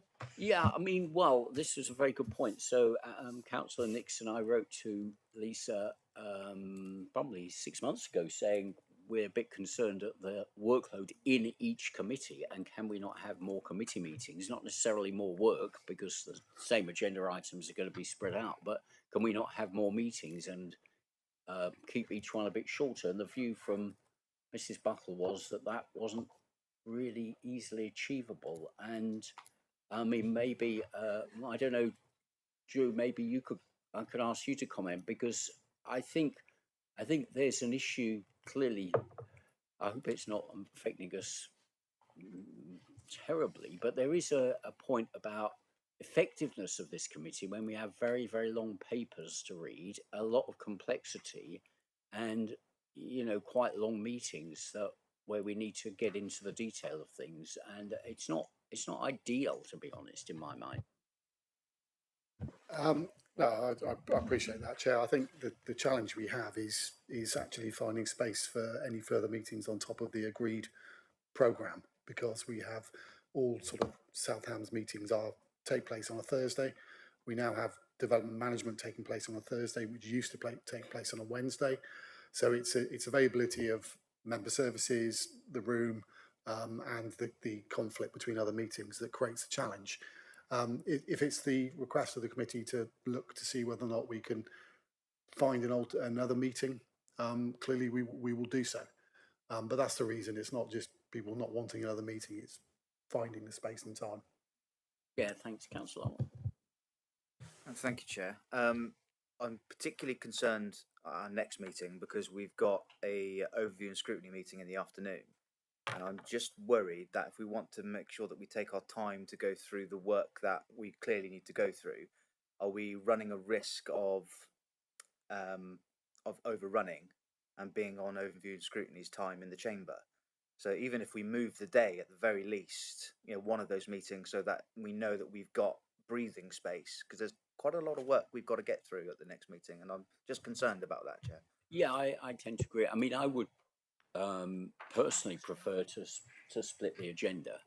I mean, we could, quite frankly, we could have done it this month. We could have kept the meeting last week and covered some of the items last week and some of the items this week, and we perhaps should have considered that. I think that would have been more helpful. Yeah, John, Councillor Hawkins. Of course you are.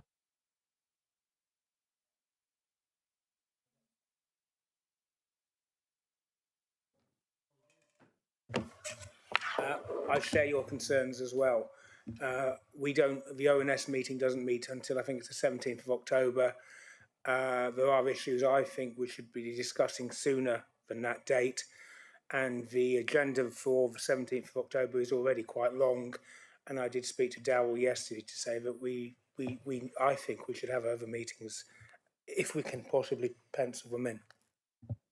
Yeah, okay. Well, look, let's not try and answer it now, but I think what we're hearing, if we could put it this way, Drew, is a request to split some of the meetings and also not have a full agenda like this on the same day as audit and as overview and scrutiny, when there are a couple of people probably who are going to be in both. We're a bit lucky today in that although we do have full council, it's a pretty short and light agenda. But I think in general, where we're covering the accounts, and they are quite complex, either the draft or the audited accounts, we should not have too much else on the agenda in that specific meeting. And, we could have two meetings in the same month. That would be better in my mind than trying to do everything all in one go. Would that be fair? Is that reasonable? Okay, I'm seeing some nods around the room. But, if it can't be done, it can't be done. But that's what we prefer, I think. Right, do we have anything else on the work plan? Any other changes or things that need to be added or taken off? Sorry?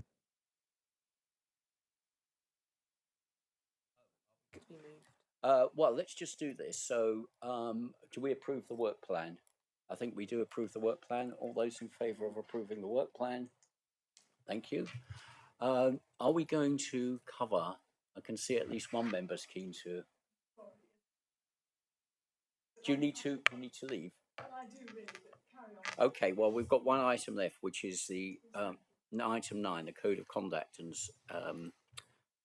Standards annual report. I think we should, see if we can do it in 5 minutes, let's be honest. It's exactly, yeah, at least so let's have a look at this then. We don't have the leader in the room to explain the Code of Conduct and Standards annual report, but we do have David. So, David, over to you. Thank you, please, Chairman. I appreciate you taking this item now. You've got a single report in front of you that covers the standards complaints and the arrangements for both councils, that's West Devon and South Hams, simply to demonstrate the full extent and the implications on resources for standards complaints generally. The arrangements are in place for dealing with allegations that district, town and parish councillors are in breach. They are set out in the Constitution.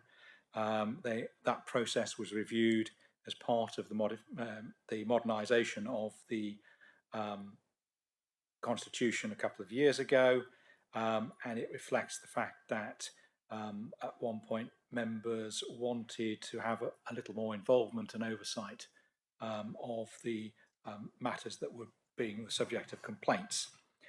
The arrangements are supported by 5 independent members who were recently reappointed by full council. In terms of the numbers of complaints, they are set out in Appendix A. You've got the figures for the last 3 years. There was a substantial increase last year, some 66 complaints, and that was an exceptional year.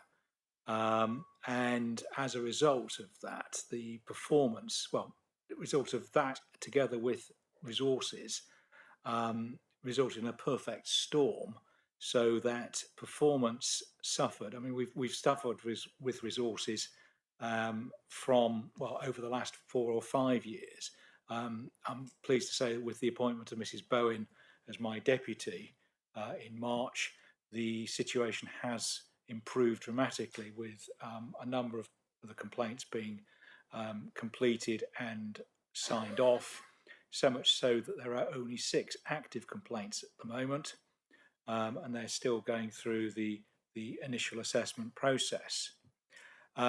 What's caused or the blip is generally there's been multiple complaints against 1 or 2 councillors at parish council level. That has then triggered counter complaints. They've been extraordinarily challenging to deal with.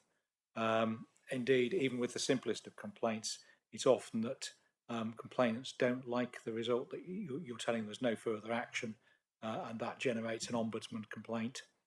I think the other trend I would say is that the reason why we have so many no further actions is that the standards complaints or the arrangements are being used as a means of challenging unpopular action or decisions by town or parish councils principally.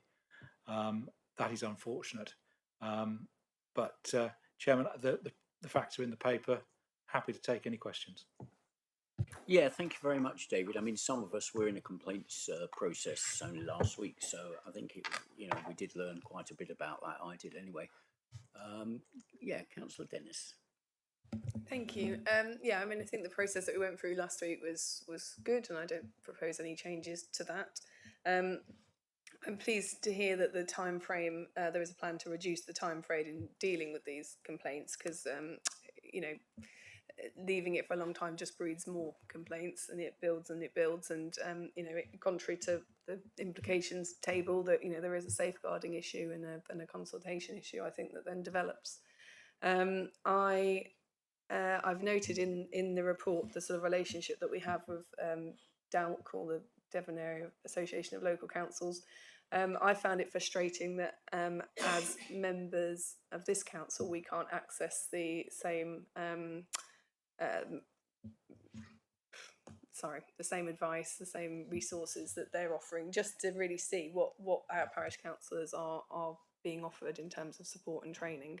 And I did speak to one of the officers at the DALC, who thought it was an interesting opportunity that perhaps we could, that training could be provided sort of for both, and that maybe a retainer for DALC officer time could be used as and when to support sort of engagement between district and parish councillors and do some troubleshooting, because we often are in those, we attend all the parish council meetings. There are often issues, and I'm sometimes unaware of what training they have or haven't had, and how I can best help. I realise that's not necessarily my place, but when you're in that meeting, you are the most senior sort of figure there. So, thank you. I think very good points, Councillor Dennis. Thank you, because we really, a complaints procedure is at the end of you know, someone getting frustrated or upset, if we can train them or if they can realise that there's a better way of handling it, then we avoid the whole shooting match, really, don't we? So, David. Chairman, I think it's an interesting point. I mean, a lot, if I say most of the complaints have been no further action because there is no breach. So the councillor hasn't breached, their behaviour hasn't breached the code. So you say, well, do they need more training? Maybe not. It's because they haven't broken the code. If we were getting a long list of complaints that we were then finding that councillors were in breach, then I think we would have a real training issue. The training issue is perhaps with complainants, dare I say, and getting them to understand what the code of conduct is actually about, and that isn't simply about I don't like that decision, I don't like the way necessarily that or I don't like that word that you've used or anything like. Or it's not the triviality. It's not. The things are more serious. More serious. It's about behaviour. It's not. It's not a vehicle for challenging each and everything you don't like about a person. Yeah. Thank you, David. Yeah, Councillor Hancock. I do have a little bit of experience of this sort of behaviour on parish councils, and I would 100% concur with Mr. Fairbairn's assessment of the situation. It's about that use of the complaints procedure as a kind of your next resort, having lost a vote on a parish council meeting, which is the sort of drives a lot of these issues. So I'm not quite sure whether training, if I'm brutally honest, whether training is the answer. But I don't quite know what is if it's not that.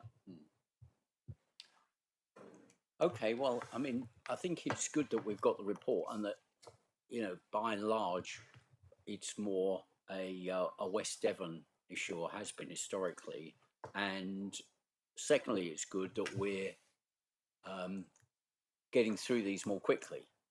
I think we did feel, based on last week, that there were some tweaks or improvements that could possibly be made to the process. But again, you know, we're nowhere near experts in this. So I think what I'd ask maybe is that we have a bit of an open mind in the legal team about, are we doing things in the most optimum way? And maybe in a year or so, when we've had some more opportunity to look at these and more personal experience, we might have a longer discussion on it. I don't know if other people feel comfortable with that. Let's not change things just in a minute. Let's sort of think about it as we go along and learn in the next 12 months. David. Yeah, Chairman. I would say that, bear in mind, we haven't had the resources. Last year was a blip. Then let's hope this year carries on as it is, and we'll be able to see whether the system really works. So 12 months seems to be a reasonable suggestion. Okay. All right. Thank you. I don't think we need to. Councillor Reid. Just very quickly, Chair, just for my own information. I mean, are we sort of? Are you, Mr. Fairbairn? Are you a sort of subcontracted monitoring officer for parish councils? Are we just assuming that you're not, because they don't have the resources to have their own monitoring officer? And might there be other bodies who could take on that role? I only wish. I mean, in a way, the Localism Act makes me responsible for effectively being the monitoring officer in regard to standards for parish councils. It unfortunately does lead a number of complainants to believe that the district council has some sort of supervisory powers over town and parish councils, and we don't. And you know, it's difficult trying to explain that to people because they just don't get it. You know, you're the big council. You know, you should be telling them that's not the case. And neither the council nor I have any powers or duties in respect of parish councils over their conduct or their actions or decisions. Councillor Dennis.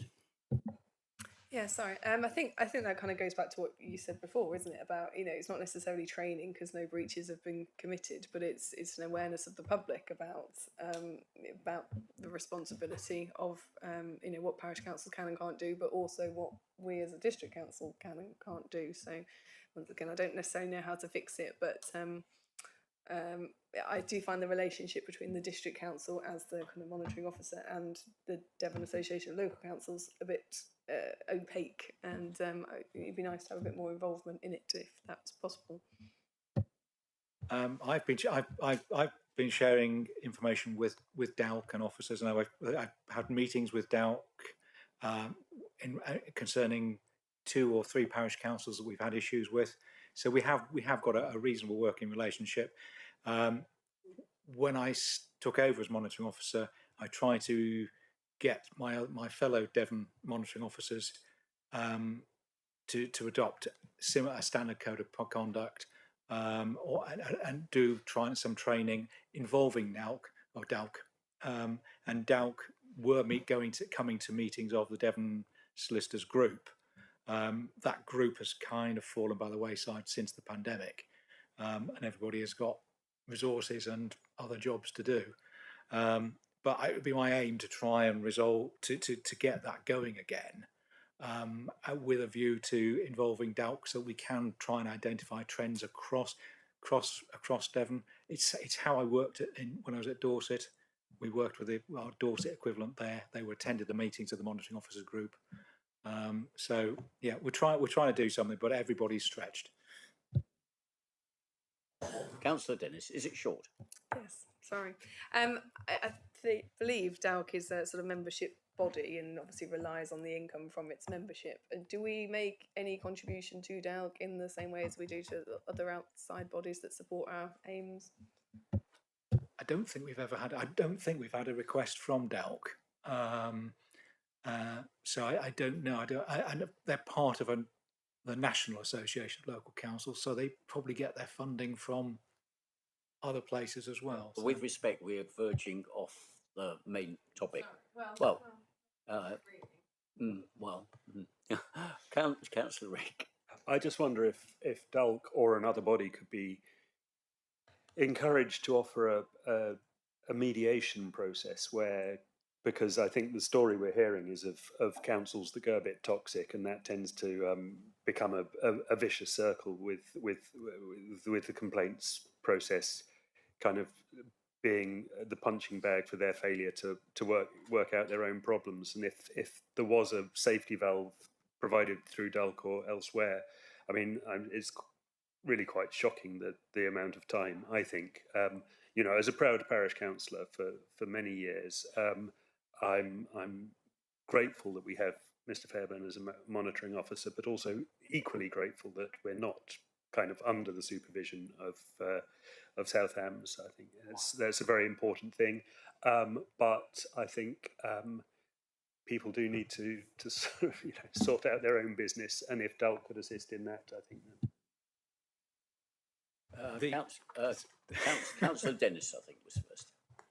Sorry, just to rebuke the fact that it's not going off topic, because we're spending an awful lot of money on David's time.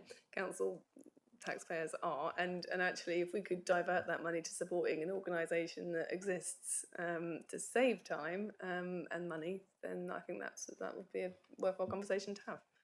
Yeah. Okay. Fair point. That is accepted. I mean, I understand now more clearly where you're coming from with that suggestion, David. First of all, I think mediation is a very specialist subject and topic. Doubt when I've had problem councils, DALC have been part of that discussion, but they're not mediators. It just happened that the town council that I had a number of issues with last year. At that time, I did in fact have a locum who was a trained mediator, and I did offer the service to the town council in question. And mediation requires both parties to agree, and they don't agree. They didn't agree.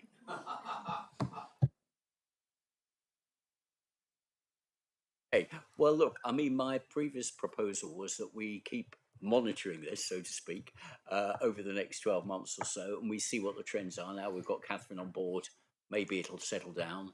And as we get a bit better at doing this, maybe we'll speed the process up. So let's monitor it and maybe review it in 12 months' time, see where we are. Presumably, we'll get another one of these annual report at the same time next year. But David, in the meantime, thank you and thank Catherine for her efforts. Are we okay with this recommendation? Can we vote on this? All those in favour? Okay. Thank you very much, everybody. Sorry, it's been a bit of a hold on. Sorry, Pauline. Chair. Just in response to Councillor Rake's question earlier on the Treasury Management Report, in terms of the upward sloping yield curve, our Treasury Management advisors have come back and said perhaps the wording should have said in the first half of 23-24 rather than throughout the year. So just wanted to clarify. So we that were point both for you. right. Yes.